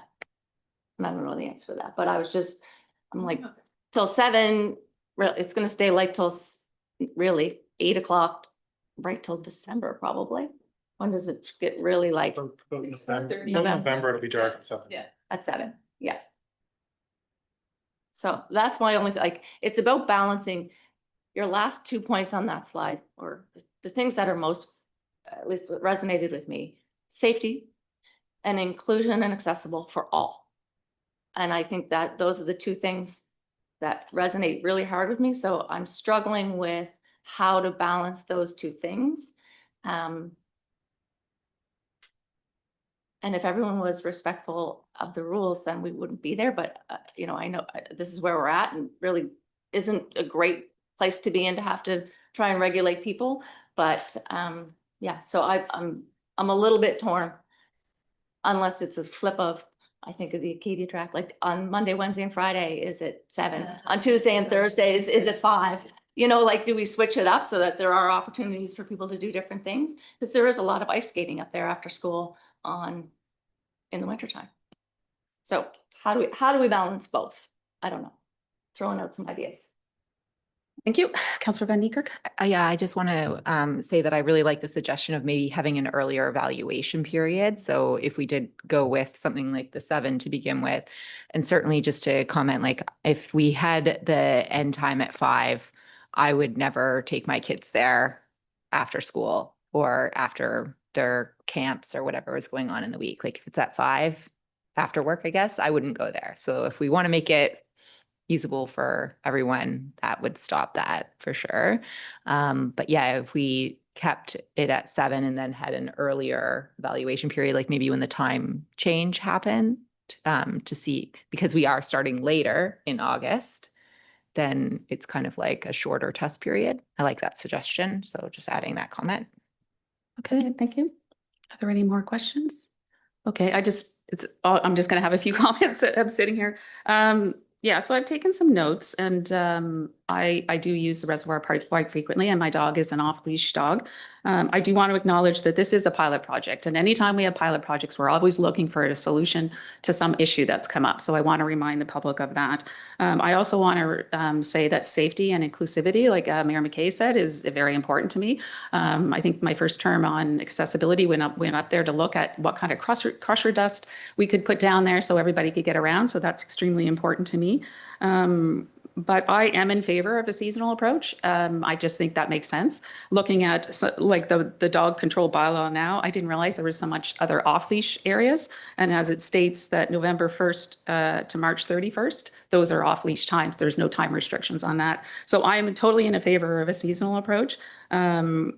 Also, I just want to say that just from conversations that I've had, I guess I didn't realize until I sat down and thought about it, what community building this off-leash dogs have to other people walking in there, and the interactions that people had and the friendships they made. And that's why you have certain groups that are coming to the park at 7 in the morning, 8 in the morning, at 4. And those are the social interactions. And some people had told me, I moved here and I didn't really know anybody, and this is making me feel comfortable.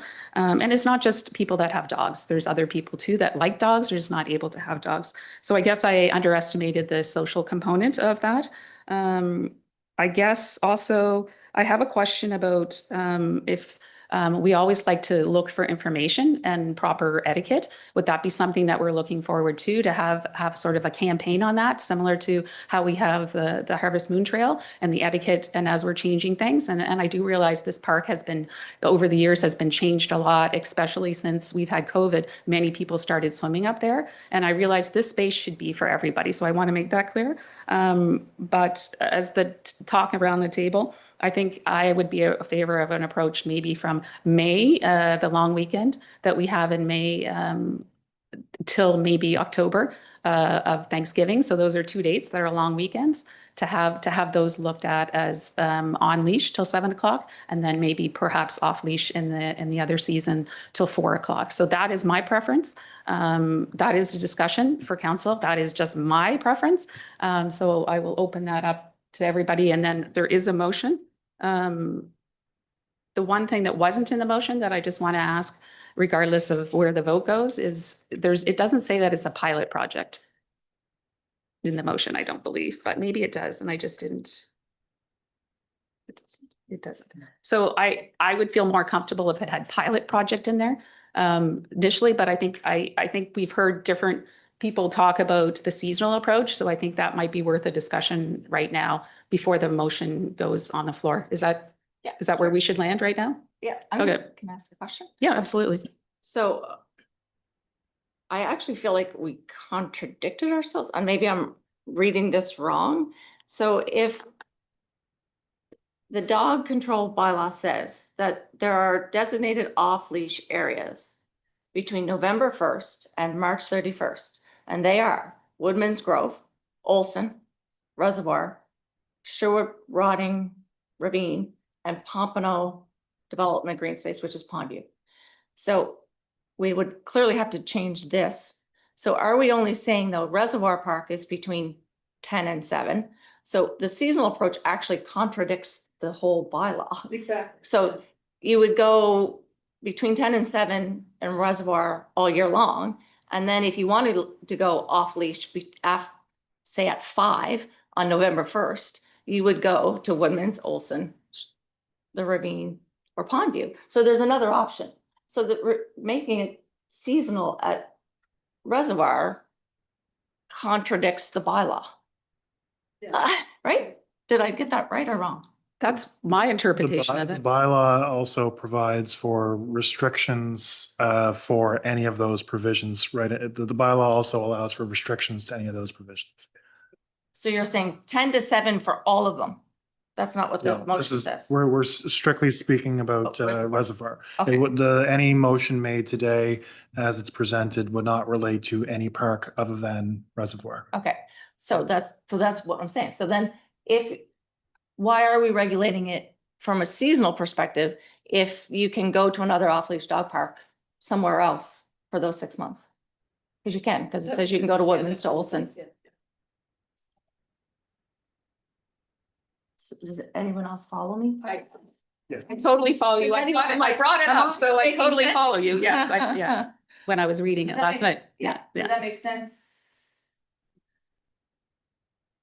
I think as we were saying before, like when Howard brought up another comment, we were talking about Reservoir Park. And then obviously we're reading the dog bylaw too, which we have to look at, obviously looping into this, but it is warranted a question because I read it last night and that's the same thing that I interpreted. So could the message be if you wanted to go to Reservoir Park at 5 in December and it wasn't off leash? I mean, you could still walk your dog on a leash, clearly.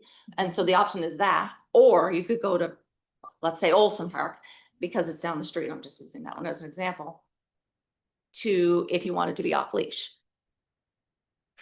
Right? Go ahead. So I think, and through the chair to Mayor McKay, part of what we've tried to do through this process is to bring back a recommendation that acknowledges all of the current uses of the park, including those social connections that exist in that place at those times. And with the shift that we have suggested, which again is only a suggestion or recommendation, with that, we're just hoping to reduce the risk that we've been hearing about and again, increase just levels of inclusion in it. So everything that we're presenting is only in regards to Reservoir. And we weren't really looking at saying, go to another location during these times. We were mindful of the fact that people have chosen Reservoir for what it is and the social networks that they have created as a result of using that space. Can I just jump in there? I think when we look at Reservoir, we're always mindful of looking at the bigger picture. So when I saw Reservoir, I got the dog bylaw and I read it and I was like, just into Mayor McKay's comment, I thought the exact same thing. I will say that I don't think everybody knows these areas are off-leash dog park, off-leash dogs. That's what I'm saying. When I looked at it, I live across from Rotary. I can go to Rotary at certain times of the year and I don't have to worry about it. I did not know that. But those are things that are coming as an education piece. So if we're just learning it, everybody else is learning it. So I think it's important for us to look at the big picture too.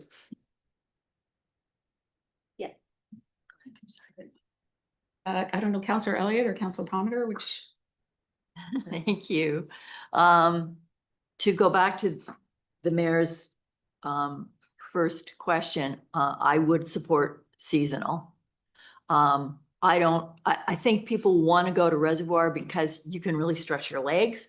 You can walk for some distance. The only park that would be dog allowable on my end of town is Pondview, and it's on a slant like this. There's a little bit of woods. Yeah, but you can't get into them. So it's not like there's an alternative. When I could, used to go up to Reservoir because it's just so lovely and accommodating. So that's an issue from my perspective. You can't say there's alternatives exactly.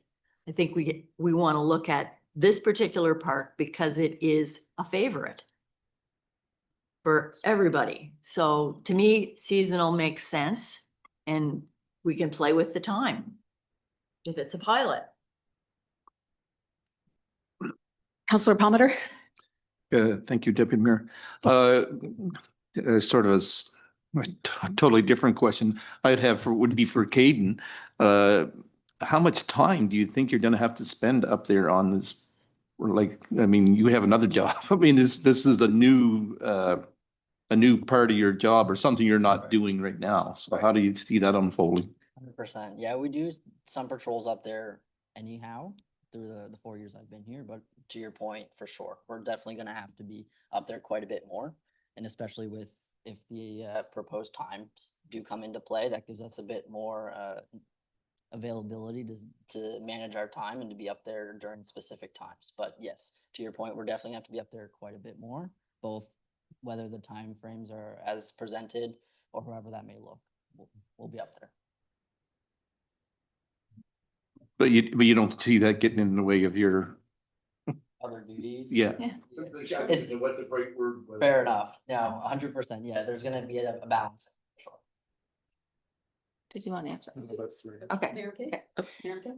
So here's my question then. So if we took because somewhere we have to find a compromise on this, because it sounds like we're all a little not 100%. So if we said took the current time and said, let's do that until, when are we starting? August, September, October, November, till December 1st. And then took and posted these other places too, so that if someone wanted to do something different, we're giving people options to do something different.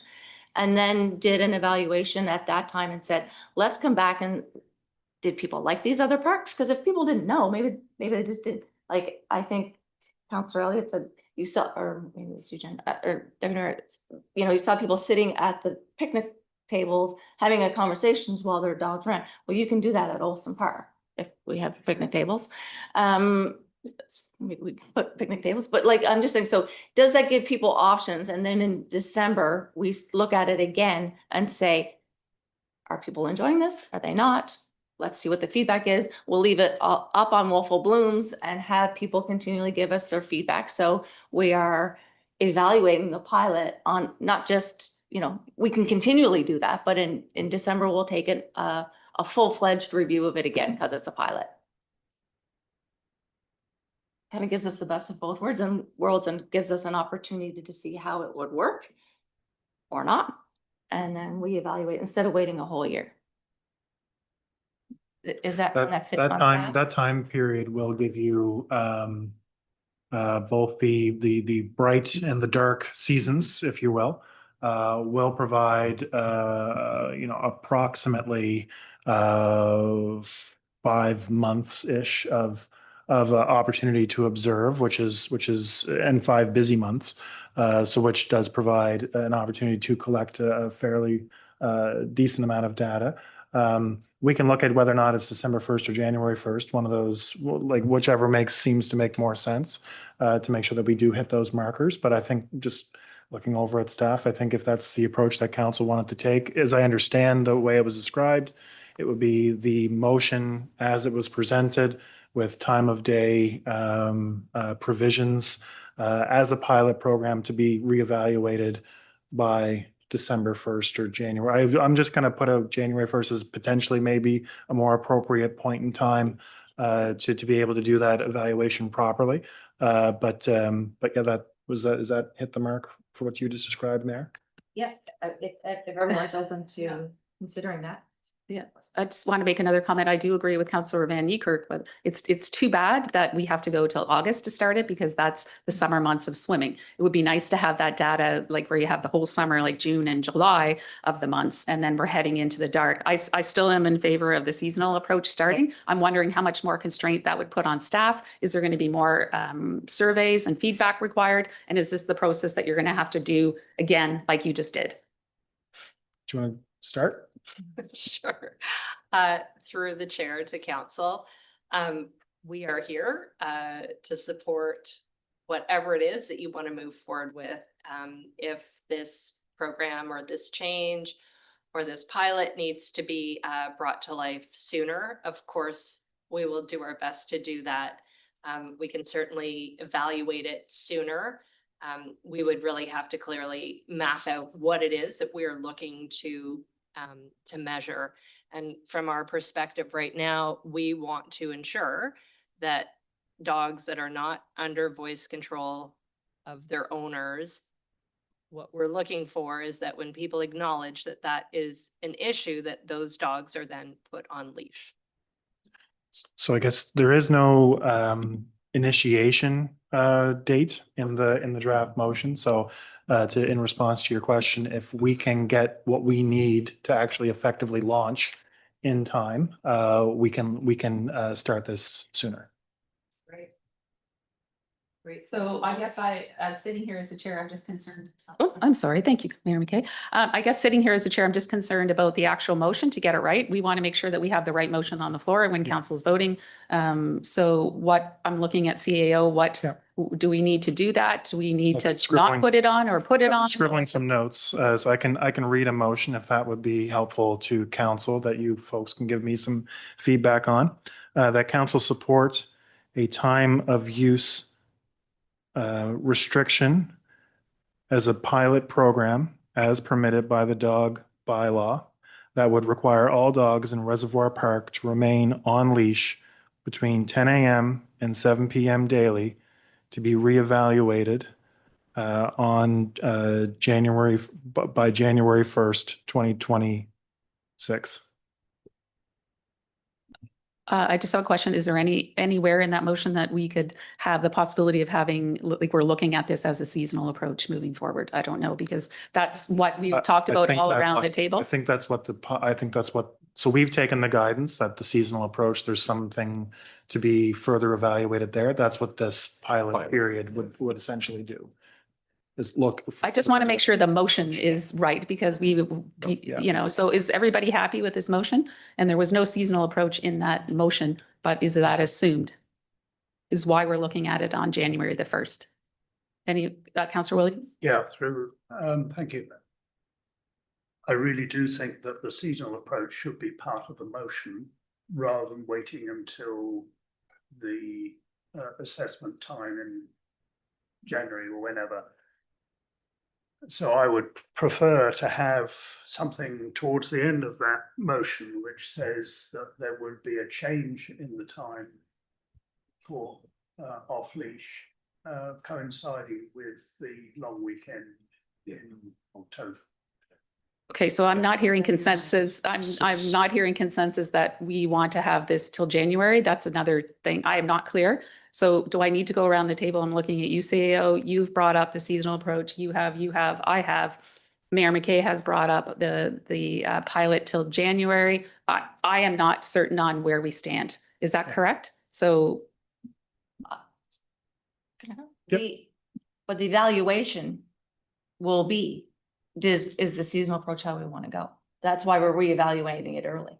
Yeah. So I just want to know if that's the will of council to have that, or I'm hearing that do they not want that? That's all. I'm not clear. That's all. I want to have the right motion on the floor. So that's all.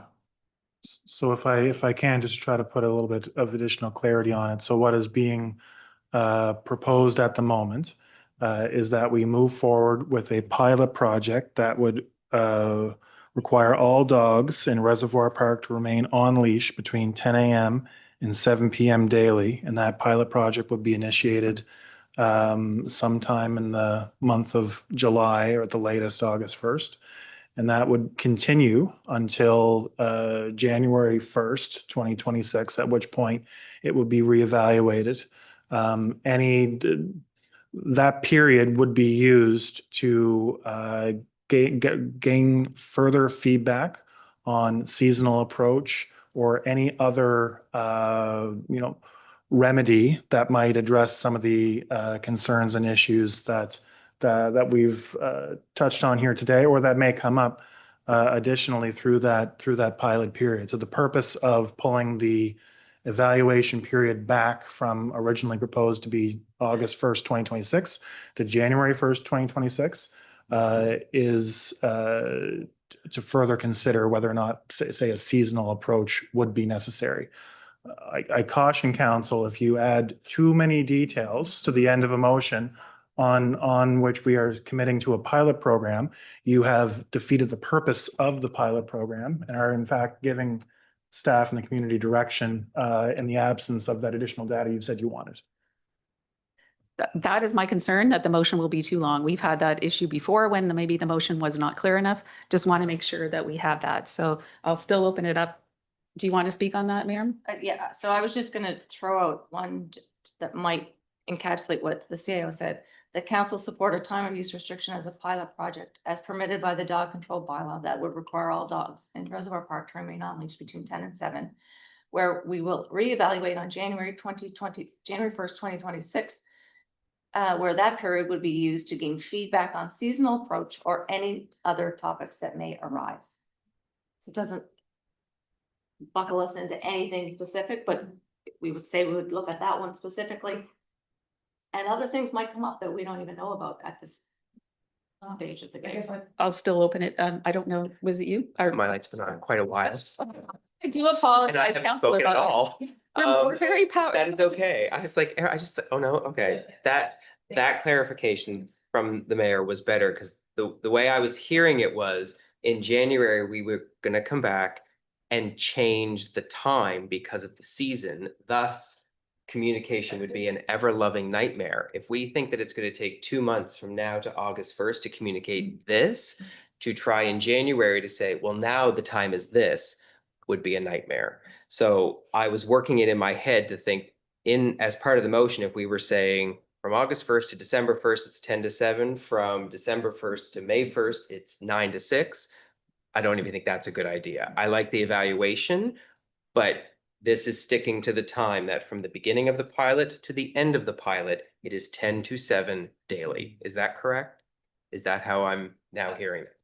The time is not going to change over the next year. That is correct, but when you review it, there could be possibly a seasonal change. So there is the possibility after. During the pilot, there will be a seasonal change. No, when the January 1st deadline comes, because we're switching the deadline, there could be a possibility after the data is collected, there could be another seasonal change there. So there is a possibility there will be a time change. So okay, I'm going to go around the table. I just want to make sure. cross Yeah, that we just need. I just need to make sure everybody's clear. I think it's going to be hard enough to communicate this time change, but then to switch it halfway through the pilot is going to be worse. That's why I value everybody's feedback here. Do you have something in response to that? Just to try to avoid further complication and potentially make further complication, would it be helpful if the mayor, I think the motion that the mayor just read is strong and does hit the marks that have been spoken of here. Would it be helpful if the mayor read that motion once again and we restrict comments on this round of feedback from council to that motion? Yes, please. Does everybody, do you want to ask questions first, or would you like Mayor McKay to read the motion? And then, I just wanted to say that I liked the motion that the mayor brought forward. okay. So the only thing I would add is that the biggest public meeting ever held by the town of Wolfville was about animal control. And we're doing a good job of seeking input before we have to have a meeting like that. So well done. Okay. Councilor Promoter? Oh, before you read that again, I'm just gonna say, I'm just gonna guess that nobody's gonna be here January 1st. So all of it. Oh. Well, you can't have a review and change something Thank January you for those 1st. So comments, Counselor. That's not when that's not when we're gonna do it. Well, it's gonna be the cow or I don't know when it is, It'll but be it's the- not gonna be January 1st. So don't put that date in your motion. Okay, well, we're mindful of that. Counselor Van Eker? I was going to say something similar to that, just that I'm not clear on, from the motion, if the staff will be coming with a report of findings already in January. So, will the pilot dates that we have in place December 1st be continuing January 1st? And then when we meet at COW in mid-January, because it's delayed in January, so it's actually halfway through January, will we be presented with the report findings then? Or are we saying the pilot period will go until January 1st, at which point then staff would get the findings and come back at a later date? So I'm just not clear on that from the motion. Counselor Williams, do you want to ask a question first? Yes, I do. Sorry, can we answer that question? Oh, sorry. Through the chair to the counselor, in our mind, likely what will happen is once we're done committee of the whole today, if this is going forward to council in a positive direction, staff will actually map out these requirements, including the engagement schedule and all of those dates. We'll have those back to you at council to align with that motion so that we are all clear on all the details if that works for folks. Thank you. Counselor Williams? Yeah, thanks.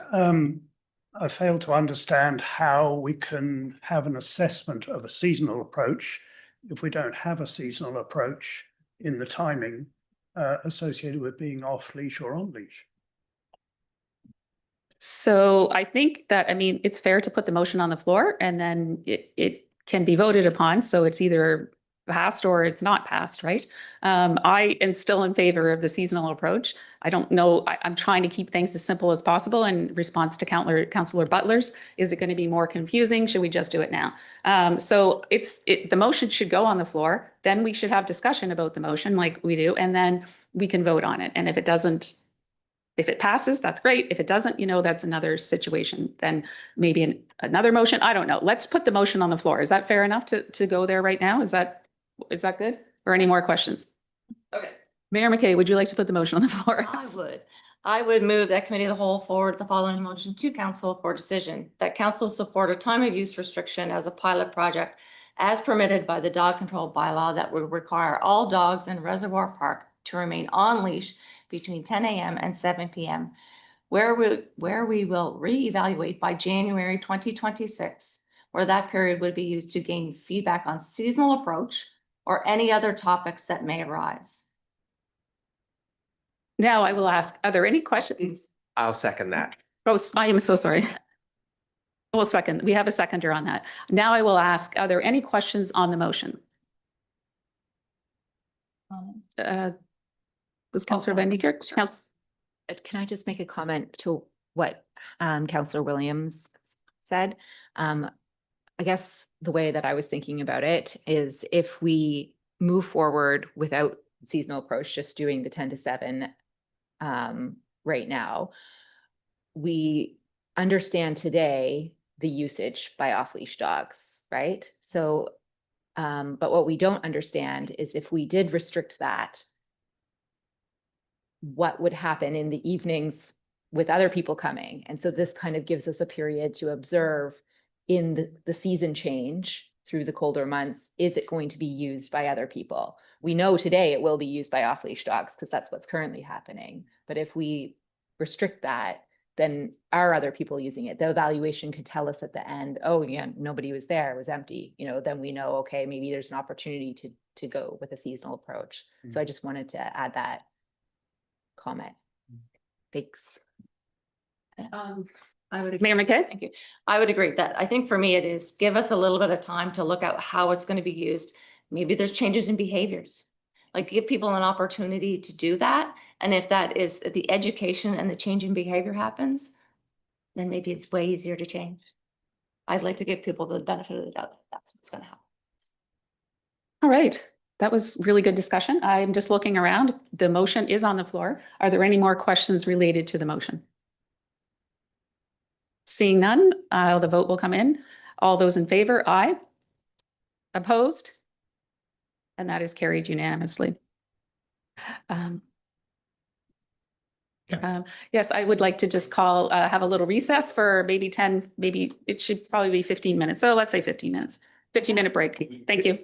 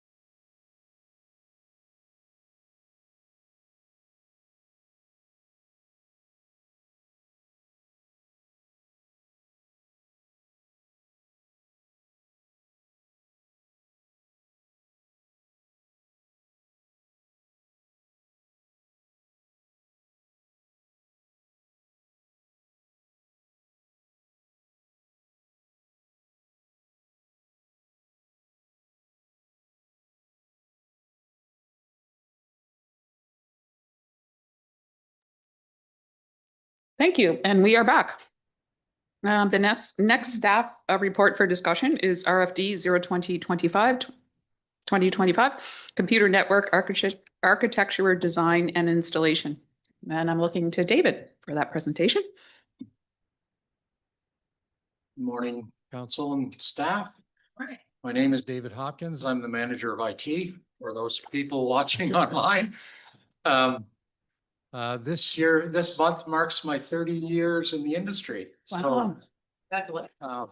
Thank you. So what we're proposing is the switches that we purchased last fiscal year need to be configured in a different format than we originally envisioned. We were going to put it in a flat configuration, and now we're going to segregate the configuration. Let me give an analogy of a flat configuration and a segregated configuration. What we have in a flat configuration is everything on the same network with no division between them. So our backups would be on that, and our computers would be on that, and our Wi-Fi would be on that, and all the management servers would be on that. And that's sort of like a wide open gym space.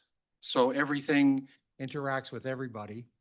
And if a virus or a bad actor got in, they could interact with everything all at one shot.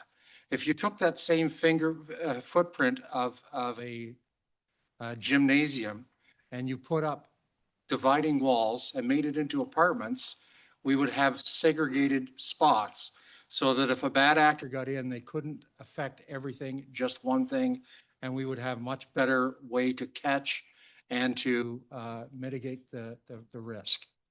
What the consultant that will be working with us has suggested this, and we've talked to a number of other municipal units, and they have all moved to the segregated network piece. The consultant that will be working with us has worked with a neighboring municipality who had some problems in the past, and so therefore we're highly confident in this person's abilities. I'd like to open it up to questions. If anybody has any thoughts. All right, thanks, David. Not very well. No, it's too low. Yeah. Okay, Councillor Williams. Thank you, Deputy Chair. Thank you for the analogy. Yeah. Because some of this stuff is opaque. Yes. For those with little brain.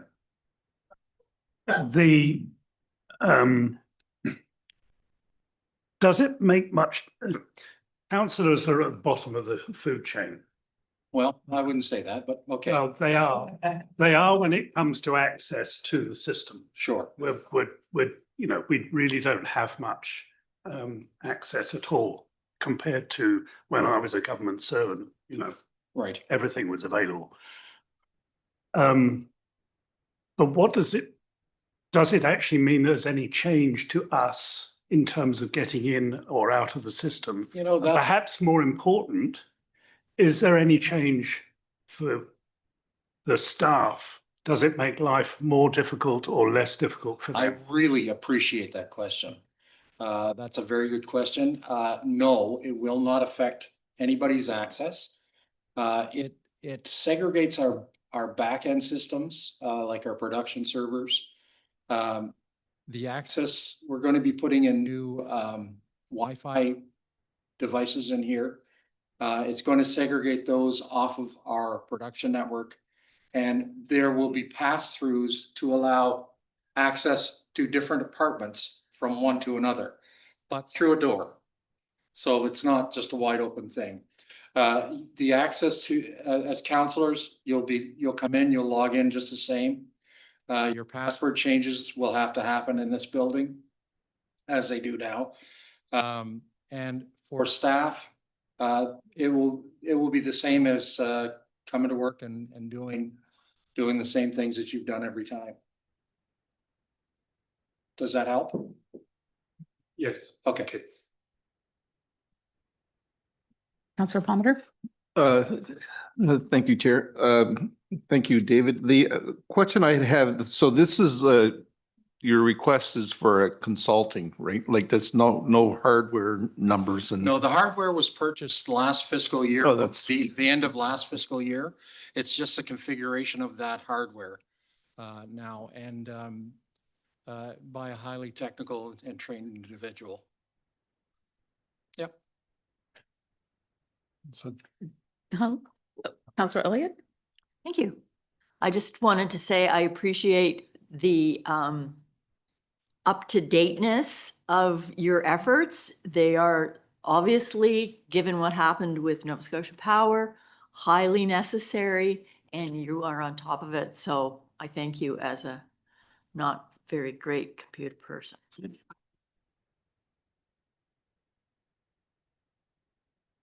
CEO? Yeah, just before council considers the motion, just as a frame of reference as to why this is coming before you is this is as David had mentioned, this is a capital cost for these components that have already been purchased.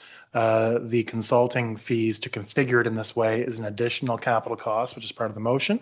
And while it's a relatively low number, it is over the percentage threshold that is permitted to be approved by staff, which is why I had to come back for council for approval.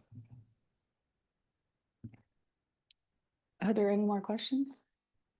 I don't see any. I will not add to my fellow councillors my inadequacies also, but I will add that David is a very patient person, so thank you for that. And I will also say that councillors don't spend the same amount of time on their laptops and their phones as the staff does. So therein lies some of our frustrations, or mine at least. So with that being said, any more questions? I don't see more. Nope. Would you like to put the motion on the floor, Councillor Palmer? Okay, I would move that council approve $10,657.50 plus tax equaling $12,149.55 to complete the work for computer network architecture design and installation. Thank you. I'll just remind councillors when we're reading the motion that the committee, the whole forward the following motion to council for decision. So we'll just keep in remembering that we put that in before. So that motion is on the floor. Do I have somebody to second that? Councillor Elliott, thank you. Any questions on the specific motion? Seeing none, all those in favor? Opposed? And that is carried unanimously. Thank you. Thank you very much.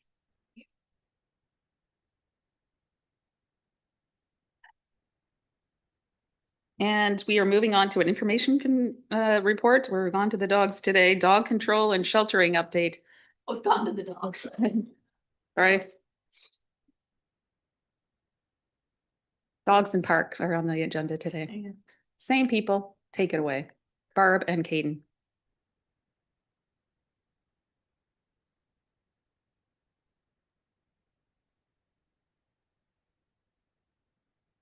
Sorry, Kagan, can you just make sure your mic's on? My apologies. There we go. Can you hear me now? Sounds good. My apologies there. So thank you again for having us back up here. There is an information report in your package that outlines the information I'm just going to briefly touch on this morning for you guys. So within the package, it speaks to, as we mentioned earlier, the SPCA. They have announced to us that they're canceling our enforcement for the dog control, sheltering, and transportation effective June 27th. So upcoming fairly quickly. So that's why we are here today to speak on those points with you all. So just, I'm not going to get deep into the report, but just a high level few points I'd like to reference here. So this ending of the contract would mean we took some time searching. We consulted with other municipalities to see what they're up to and what their plans are as well. So that means basically this falls in-house with us.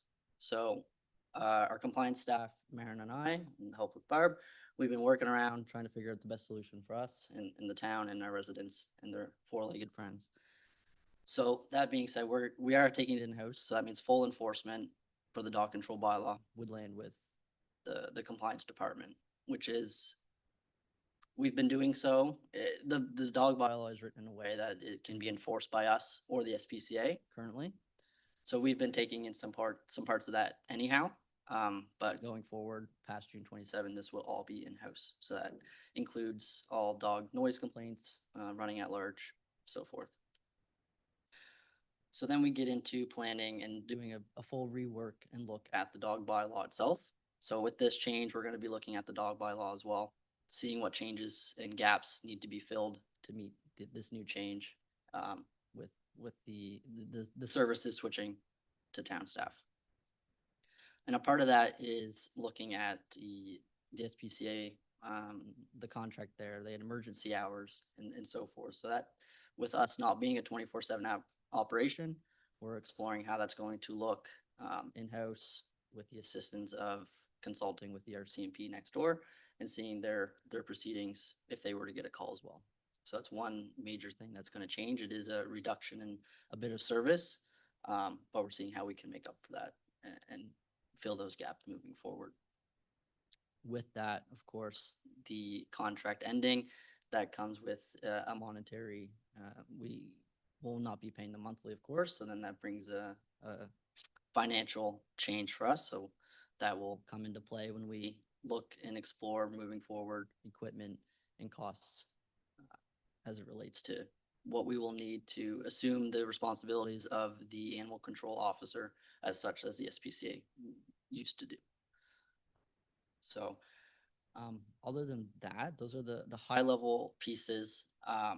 This is a big change for Wolfville, because I know that we've been with the SPCA for some time. But with Maren and Maren has some great expertise in animal control previously in other jurisdictions in Canada. And with us, we've taken some bite preventative courses, some dog training courses, most recent. So I have great faith in both of us, and we'll continue learning. But I just wanted to make that point as well for you all. So we're all happy to answer any questions moving that came out of this report. Thank you, Caden. We also have great faith in you also. Are there any questions? Councillor Van Niekerk. Okay, thank you. So previously, if there were complaints against barking, sure, my understanding is that was all directed through the town previously, right? Am I correct in that? Sure, yeah. So previously it was up to the discretion of the resident, and as we may have mentioned earlier, they had some great faith and trust and comfort with town staff. So for a barking complaint, we usually would take that in-house anyhow. Usually we could get voluntary compliance pretty quickly. We chat with the folks, we get to know the communities, we build those relations. They could very well have gone to the SPCA for sure. So a couple of times I've called the SPCA and they advised that they did not deal with barking, that was out of their jurisdiction, and that if there was a barking complaint, it would have to go through our CMP or compliance. Fair enough. And I was directed to town. I don't know if Barb wants to mention anything on that point. Yeah, and through the chair to the counselor, and part of why this change was the cancellation of the contract was we were not quite prepared to be scrambling to pull this new program together in-house. But there will be some real benefits, because one of the pieces that we've been aware of is that there has been inconsistencies between how the SPCA might be responding to situations as opposed to us. Yeah. So while this does represent a slight reduction in services in relation to the after-hour kind of 24/7 support that people might have seen previously, as you had that experience, and we've certainly heard that from other folks. Sometimes even with the 24/7, there was still some confusion. So it's all landing at a time where we have an opportunity to really look at how we support dogs and responsible dog ownership in the community, and pulling it in-house will kind of be a good step towards that. So on that point, for example, if the SPCA were to go in and investigate a complaint, they kind of have like a checklist of things that they would look at, like, is the leash a certain length? Is there food? Is there like these things? Is this an opportunity for you to look at what that kind of checklist is, or is it just an adoption of kind of existing protocols? So this would be an adoption and amendment to our bylaw. So we're doing a full look at that to Okay. see what changes and what gaps we can fill. Great. And there's still to the point to you, I just want to make sure that everyone's aware of the Animal Protection Act as well, which is still the SPCA's responsibility throughout the province, to my understanding. If there's anything related to animal welfare or Oh, okay. needs, Sorry, I wasn't that clear. it's still with the SPCA from a jurisdictional province-wide act. So if you think an animal is being abused, you would Correct. still contact SPCA. Correct. So this is more about bites, running Running at large ways. within our within our town of Wolf boundaries. Okay, all right, that's great. Thank So- you for clarifying. If I can, Chair, we'll just pause there for a minute, because that's a really important distinction for everyone to understand, is that the compliance staff in Wolfville only enforce the Wolfville dog bylaw. Any animal protection, welfare, any concerns of that nature will not be dealt with by town staff. Those remain under the jurisdiction of the SPCA. Councillor Elliott? Thank you. I just want to say that I think this is totally positive. Having it in-house, Wolfville used to have a part-time dog catcher fellow and that was local and I think it worked better.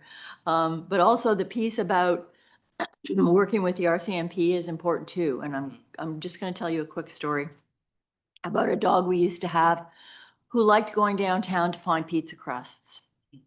And one morning I got a phone call at 7 a.m. from the officer on duty who, I pick up the phone, he says, Whisper and I have had a great night together. We've visited all the areas of the town and everything is under control. I'm going to drop him off in 15 minutes. And I always think of that kind of response as that is local. And that's what we need to build is that kind of working relationship, because I don't want you out at 2 a.m., but they have to be, and it works well if it's connected. So Yes. Thank good you. luck. Thank you for that. Councillor Palmer? Thank you, Deputy Mayor. The outfit in, I think it's in Gasboro, is that where they are? How long have they been in business? I don't have an exact number on hand, but I can certainly follow up and get a better Like understanding. more than a couple of weeks? anyway. Yes, yes, certainly, yes. I've never heard of them, that's all. Certainly, yes. Yeah, Yeah, okay. So, 16 years. oh, so forever then, that's good. Okay, thank you. Forever. All right. I'm looking- Longer than a dog's life expectancy. Okay, there we go. Are there any more questions? I'm looking around. I don't see any. There is no motion on there. That was just an information report. So thank you both Caden and Barb. I think you might be done for the day. done Not for really the done, day. but No. for the day, but we're in here.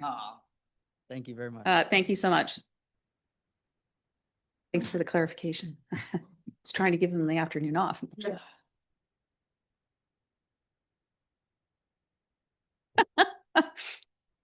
Okay, we are moving on to information report 013-2025 Facilities Needs Assessment, looking at our CEO, Glenn.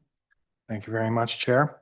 Town Council has previously approved various plans for new town facilities, including fire hall, town hall, and library.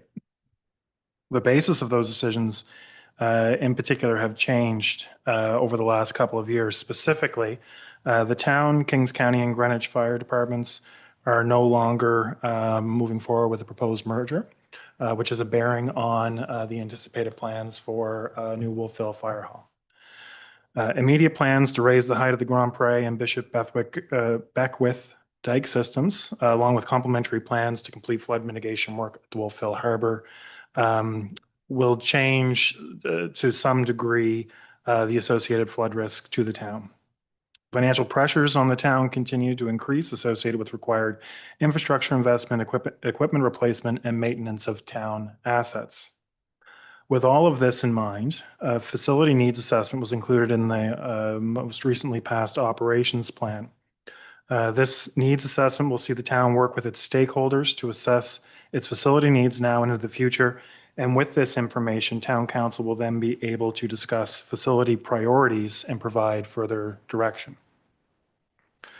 This assessment will review potential locations and co-locations, scale, and future needs of the Wolfville Fire Department, Wolfville Memorial Library, and Town Hall. It will also assess the needs of the Public Works and Community Development Building and determine how it may contribute to the options for Town Hall. It will also impacted will be work on the Recreation Center, RCMP office, and EHS, which RCMP and EHS, as you folks know, are connected to this building.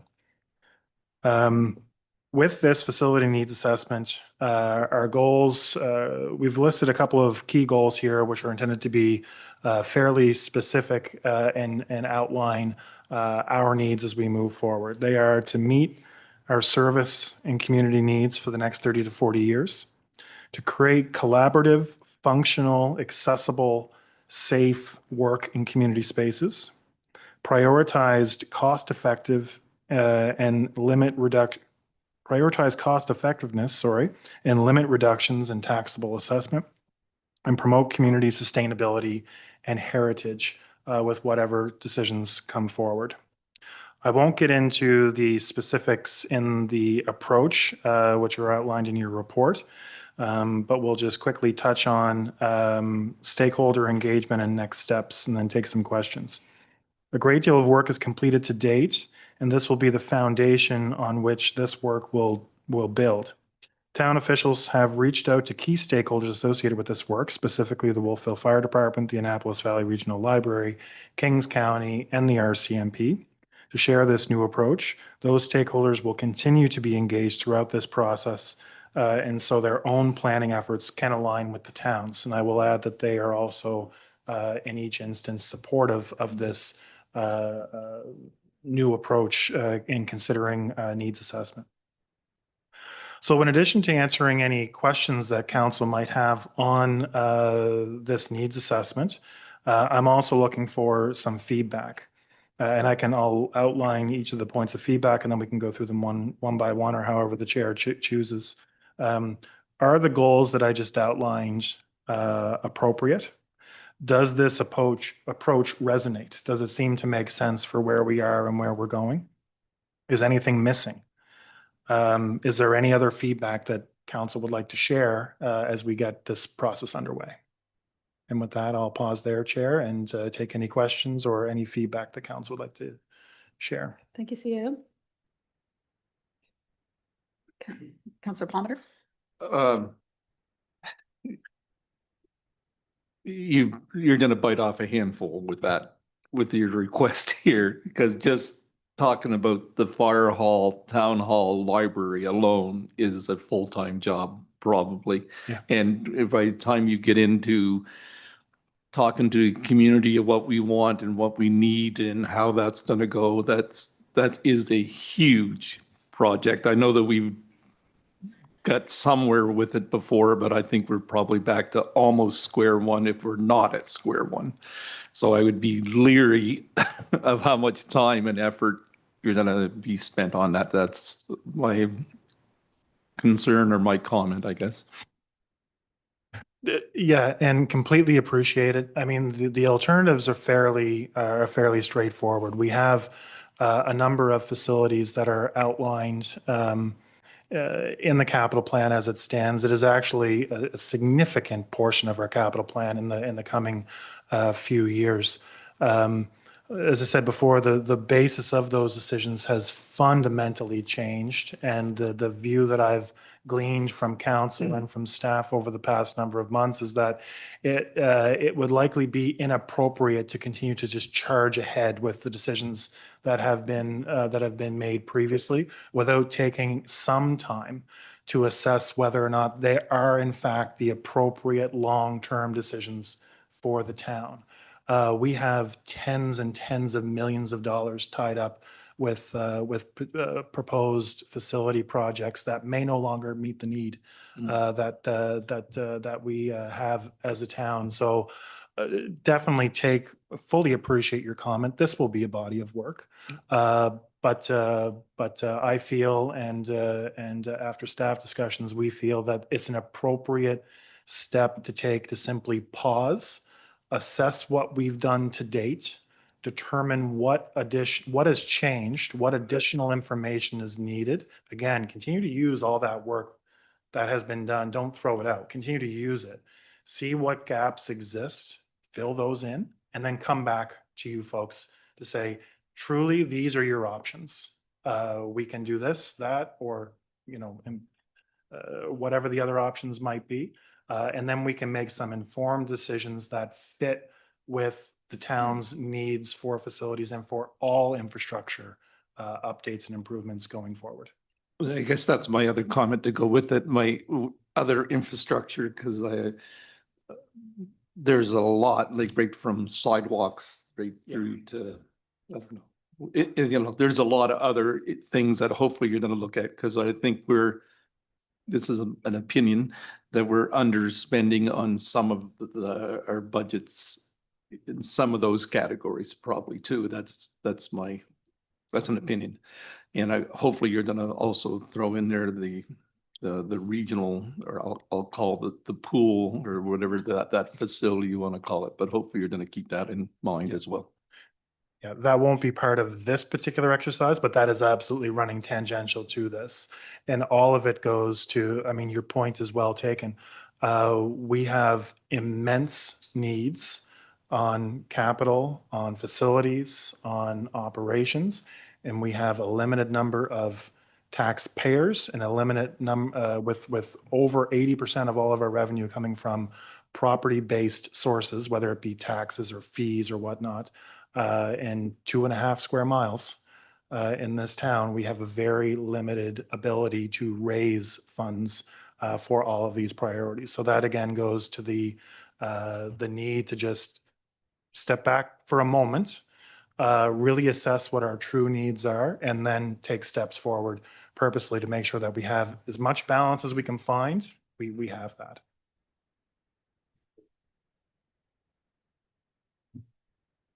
Councilor Van Niekerk? I was just wondering if this is going to be part of the conversations that we're going to be having in the strategic planning sessions. Are we going to be able to talk about this type of thing? So strategic planning, which is forthcoming, really is, it's a blank slate for council to identify what its high level goals and vision are for the town. What is important to note, though, is that where those are not public session, councillors cannot in those sessions give staff drive a particular direction of the town or give staff particular direction because they are not public session. We can talk about the high level goals, vision, pillars, priorities of the town, but we won't have an opportunity in those sessions to get down into specific details on specific projects. That would have to come back here for an open session. Mm-hmm.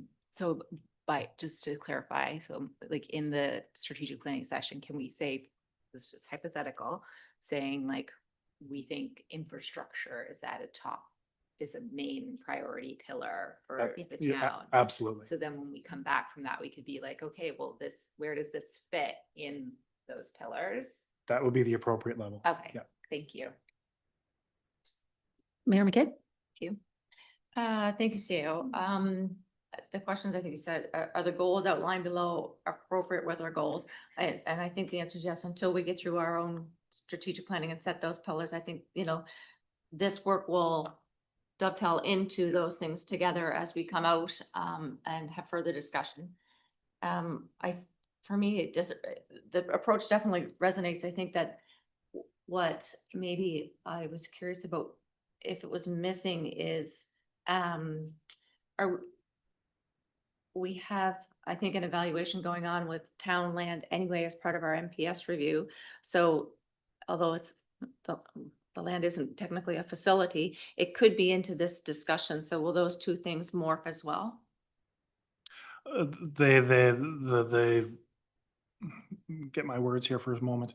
The review of lands that have occurred for, say, the non-market housing or other purposes, those two processes are unlikely to converge, but any information that is available from any town sources, of course, will be made available so that we can make good decisions. Gotcha. Thank you. As we move this forward, because I think it's also, the town hall renovation, rebuild, whatever, it's been on the docket for a number of years. And I just want to be cognizant of the fact that staff have been working through and sort of making do with the spaces that they have right now. And after I spend a little more time here, you get to see how people share spaces, shack up together, move from place to place, take their laptops, and all of those things in between.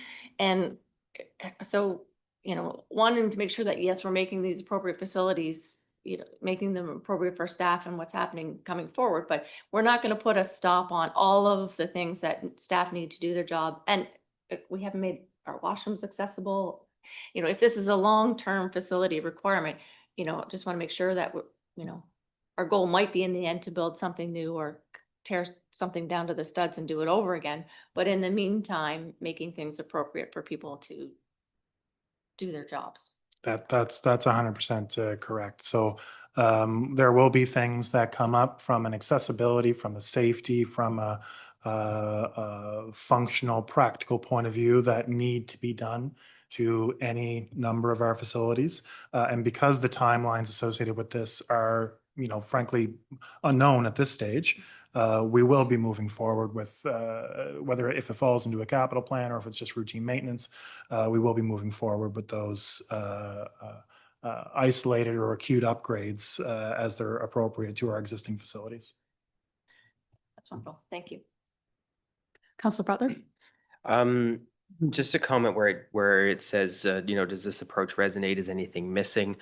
Having been through multiple discussions about a town hall, a library, a fire station, all of those things, we have always had discussions about how are we going to maintain the flow of traffic through. If these new facilities are here, it's going to either bring more traffic, where's that going to be distributed? And that just wasn't, I know it's a facility needs assessment, but that has always been part of our conversations in terms of where are people going to park, how are they going to get to these new facilities, whether that just needs to be incorporated or just put on, like, our four-way intersection has always come up, can that stay if we have a brand new town hall library here, or does that need to be looked at? And when does that need to be looked at in terms of before, during, after? It's going to take a huge chunk of this area that, during the summer months, it's already difficult to get through. But if there's now construction and a new building and everyone's going to want to come see things, if that needs to be part of the report or conversation. Yeah, and on that point, so traffic and parking assessments have been completed to date on those for the options that have already been endorsed by council.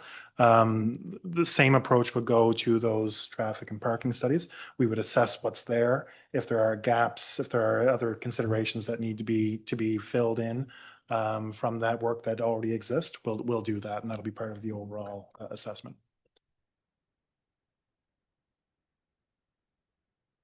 All right, I don't see any more questions or lights on, so we will move on.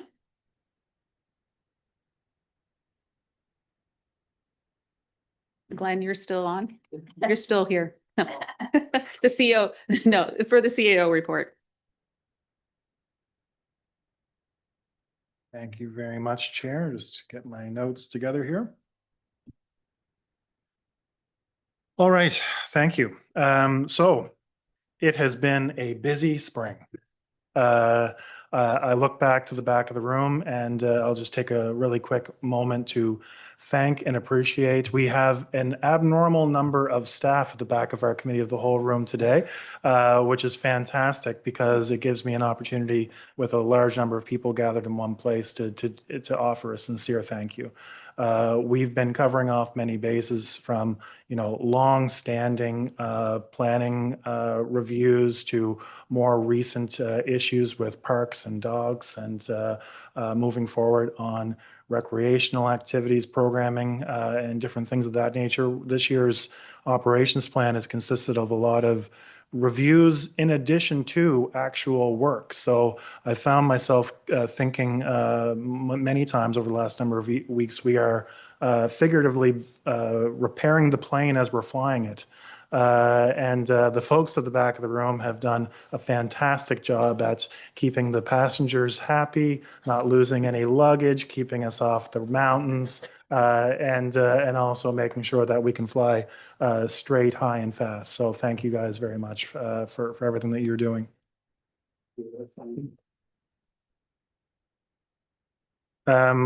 With that, we've also had a number of expected and unexpected staffing changes.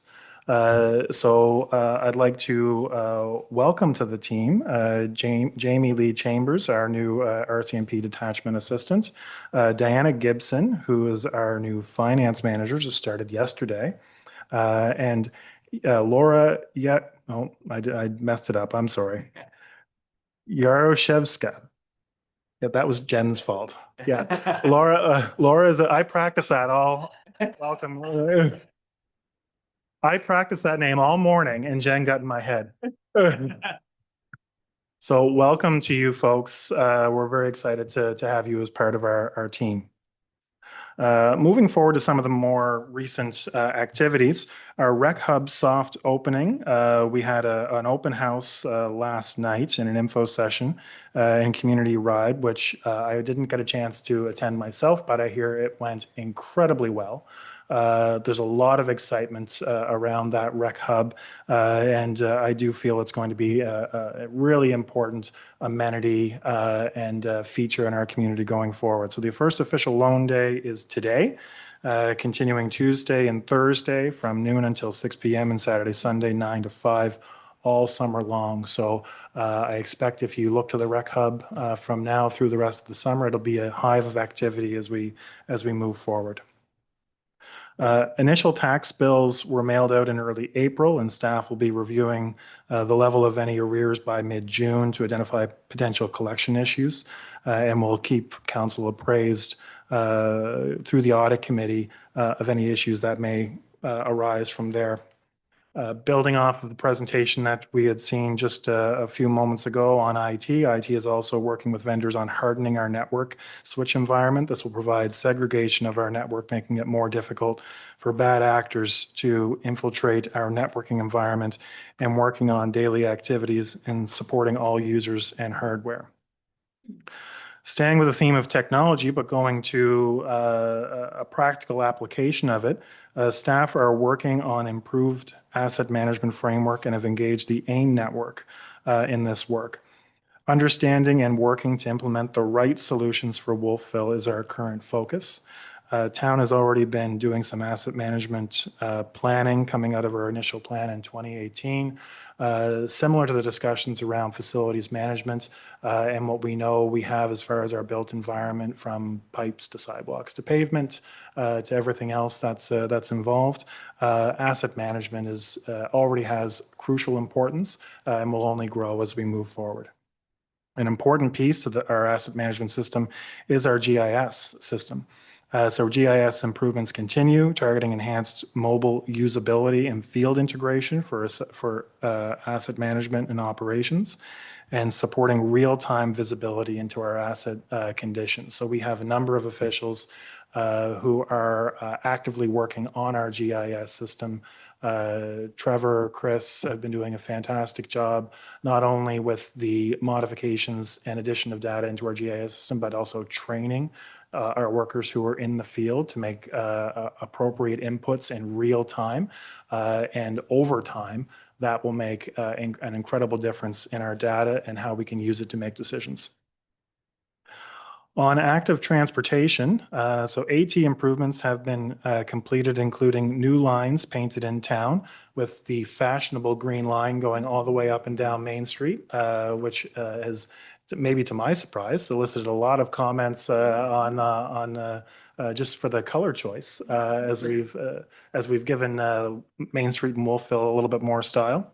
Further improvements are forthcoming for Main Street, including the placing of bollards along Main Street at 20 to 30 meter placing. So if those of you who don't know what a bollard is, it'd be a tall, kind of sizable stake that will create separate physical environments for riders and vehicular traffic up and down Main Street. This is to provide comfort and safety for scooter and bicycle users who commonly use Main Street. New painted markings and signage is coming to Highland Avenue in the next few weeks in early June. And the AT tender for paving a portion of the Harvest Moon Trail and other improvements closes today. It was originally scheduled for last week, but we had a small extension, so it closes today. Staying on with trails and the like, trail signage for the Harvest Moon Trail and Millennium Trail have been ordered and will be installed this spring and summer. Signage is being designed for the new Recreation Hub building, and new signage has been ordered for the Leaf and Yardway site on Maple Avenue as well. Staying with parks, Reservoir Park Bathroom, RFP, is being finalized with our consultants with Design Point, and a tender on that is forthcoming in the near future. Waterfront Park flood protection work is currently being surveyed, and WSP is to return with design options. We've also registered with Evergreen Canada and the Climate Reed Infrastructure Service Center for Better Public Space to support this project as well. On parks operation, soccer field line painting is to start soon, and the ball drop nets need to be put up at Tower Field, and soccer kickoff tournament is June 13th to 15th. Evangeline playground drainage issues have been resolved, and installation of the dinosaur and diggers are to be done next.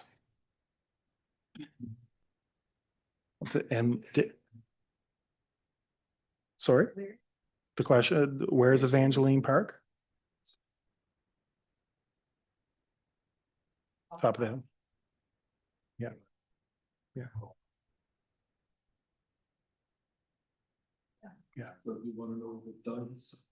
Yeah. Species. Questions at the end. It's yeah.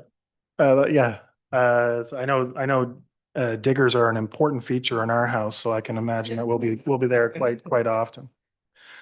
Seasonal garden maintenance continues throughout this month. So waterfront, park, town hall, town center, public works, Roby Tufts, and other areas. I've said to the park staff when they returned, you can really get a really good feel and sense of the change in the seasons when our park staff, our seasonal park staff returns, and all of a sudden the town just starts to brighten up and flourish with all of the various colors that come from the various gardens around town. Water transmission line project is in its final design stages and is expected to be built this summer and fall, connecting Westwood to Wickwire Well and the top of University Avenue to the reservoir/treatment facility south of the 101.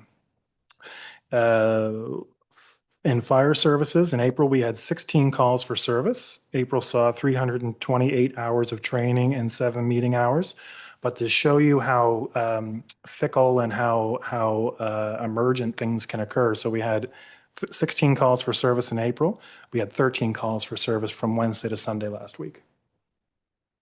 So it can show how quickly things can change when it comes to those emergency services. And the last thing I'll leave you with, I shared this with council yesterday and staff. On the staffing front, I regret to share that we will also be losing our Director of Finance, Beth Hopkins, who has decided to take another opportunity with another provider. And so Beth's last day with us will be the 12th of June. So on behalf of the town, I wish Beth all the best and thank her for her service over the course of the last about year and a half. So thank you, Beth, and best wishes for whatever comes next. And that's my report, but I'd be happy to take any questions. Thank you, as always, very fulsome. I'll open it up. I don't know, Councilor Brandy. I just was wondering, when are the hanging baskets going up in the town? Devin, can you?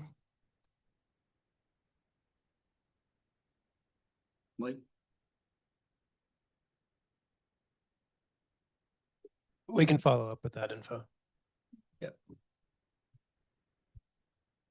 Oh, yes, and I was just wondering if you could elaborate a little bit more on the Folliard. Like what you were talking, Yeah. and like specifically, is that gonna be in the core downtown? Like, how would that work? I cannot elaborate, but Director Lake can. So with our AT funding that we have through the provincial and federal government, we had the idea on Main Street was to actually have a bi-directional lane on one side. And so through looking at it more closely, and that we are trying what you see out there now, which is really not much of a change to the existing patterns people are used to. The bollards are, they can be hit by a vehicle and knocked over, but they create a lot more comfort for riders. So if you've been to Halifax or Toronto or any urban center, Montreal, they're being used. We're using the same provider. Our staff are actually being trained on putting them in and taking them out. And I was just wondering, so are they gonna be going up like in the core part of Main Street? no, so just on the area where you see that green line install, and we have a double white line where the bollards would be placed in between that double white line. The core, when we went through the process, this is with a previous council, it was decided that we wouldn't be looking at, the only way to do it in the core is to remove parking. Yeah. What are they made of, Doug? Sorry? What are they made of? I don't know exactly. It's a combination. It's mostly, I think it's mostly a plastic. Yeah. I can send you the spec on them. I could set it around a council. Picture would be good. Yeah, absolutely. Councilor Bernico, do you have another question? Thank you. Council Conlon? Sure, I got a couple questions that Kelly or Councilor Vernieker got the first one I had. The next one was the washroom tender. Like, how long from the time it is the tender is ready to go out till the time it closes? Like roughly, what are we talking about here? To defer to Director Lake on that as well. Yeah, so with that project, we are looking at doing some of the work ourselves. And so we have civil design from Design Point for the servicing. So to pull servicing from that washroom location down by the ponds back up to Pleasant Skyway, we anticipate that being a significant portion of the cost. And so we have talked with some of our staff about doing that portion rather than having a tender that has two very different pieces of work. So I think that'll be really good value for the town. I'm just imagining what the cost with the traditional tender of the two pieces of work. So we're focusing the budget on building a bathroom. So building a building that can be serviced. The turnaround is usually a couple weeks once we get it issued. So we don't have a date exactly when that's going out. I don't know if Mark, you have that off the top of your head, but yeah. So I guess what I'm boiling down to is, do we anticipate that it's going to get done this season? We're hoping, absolutely. Yeah, we've talked to some contractors about it already, just to get an idea around the budget that was allocated. That budget's been there going back to previous director Calvin Thomason's time. So we're looking to do some value, I'll call it, on that scope. And it's taken some time to have different people look at it, including our own staff around the servicing, just to get into the realities of it. Yep, no, fair enough. I mean, it's been on the agenda for quite a while. It'd be nice to make some headway on it. The other question was the fencing on Maple Avenue for the leaf collection. When does that go up? It should be going up any day. Yeah. Okay, thank you. Mayor McKay? Thank you. A couple compliments. The gardens are looking really great. Thank you to the park staff for that. Every time I come into town hall, I feel like they're doing more and more work in there. It's beautiful. Thank you for that. Did go to the rec hub. Deputy Mayor and I went last evening to the kickoff. Nick was there. It was a great kickoff. People were so excited. I think the word someone actually, this was best thing Wolfville has done in years. Were that comments. And so it was really great for people to go and check it out. It's a really neat space. So I invite everyone to come on down. This morning we rose the Pride flag, so kicking off Pride Month. So I just wanted to acknowledge that. I think Director Like and Lindsay too are looking at signs for that say scooters and bikes will be in the bike lane so that there'll be a subtle hint to maybe take them off of the sidewalks and onto the bike lanes. Sign. We're gonna try. Thank you. We'll take good luck. So that will also, I think, be in the works. I have a question on the stretch tent in the park. I think it's great shade and will probably get used. I'm curious because I just see myself doing it. Are there anything, do we have anything that lights up around it where I don't know what the word is. The tie downs. Where the tie downs go? I can see me tripping over those 100 times. I'm probably not the only one, especially in the evening. But yeah, because it is right kind of in the middle of where you might go by. So curiosity about the safety and accessibility of that. Defer that one to Nick if he's got any comment. Otherwise, we can come back on it. Sure, you can come back.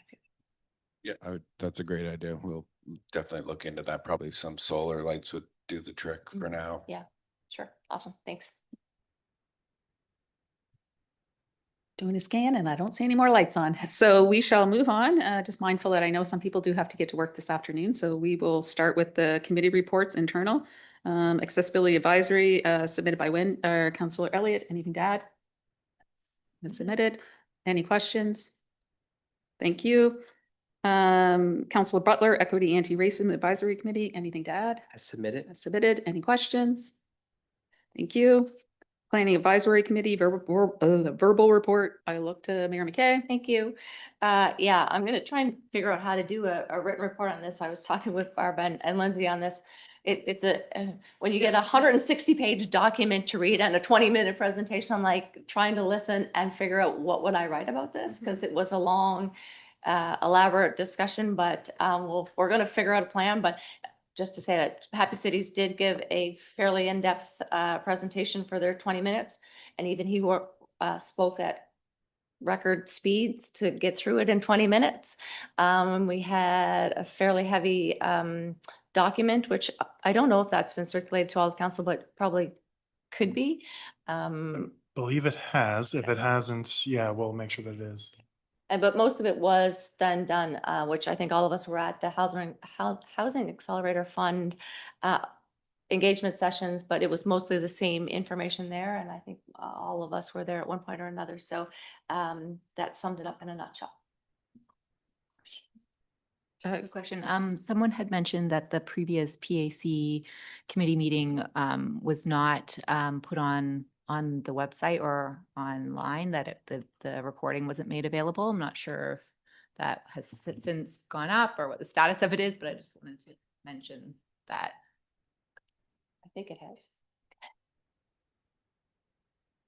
Yeah, it's up there now on YouTube. It took a minute. We had some technical difficulties with Teams, but it's up there. Yeah, thanks.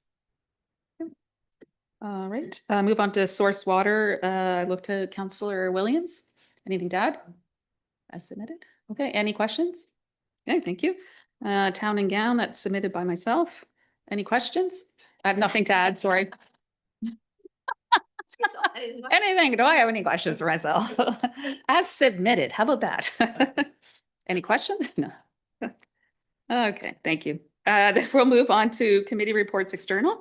Grand Prairie, Bishop, Beckwith, Marsh Bodies combined meeting. That's Councillor Williams. Anything to add? Yes. And you thought my answer was weird. No, in the sense that the report on that meeting is accurate.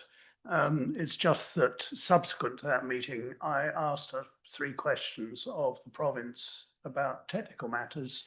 And as yet, I've had an acknowledgement of those questions, but I haven't had any response that relate to the sustainability of farming with increased dike height.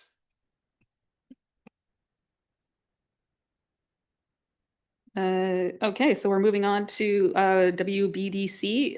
Councillor Palmer, anything to add? As submitted. Okay, any questions? Okay, so we'll move on.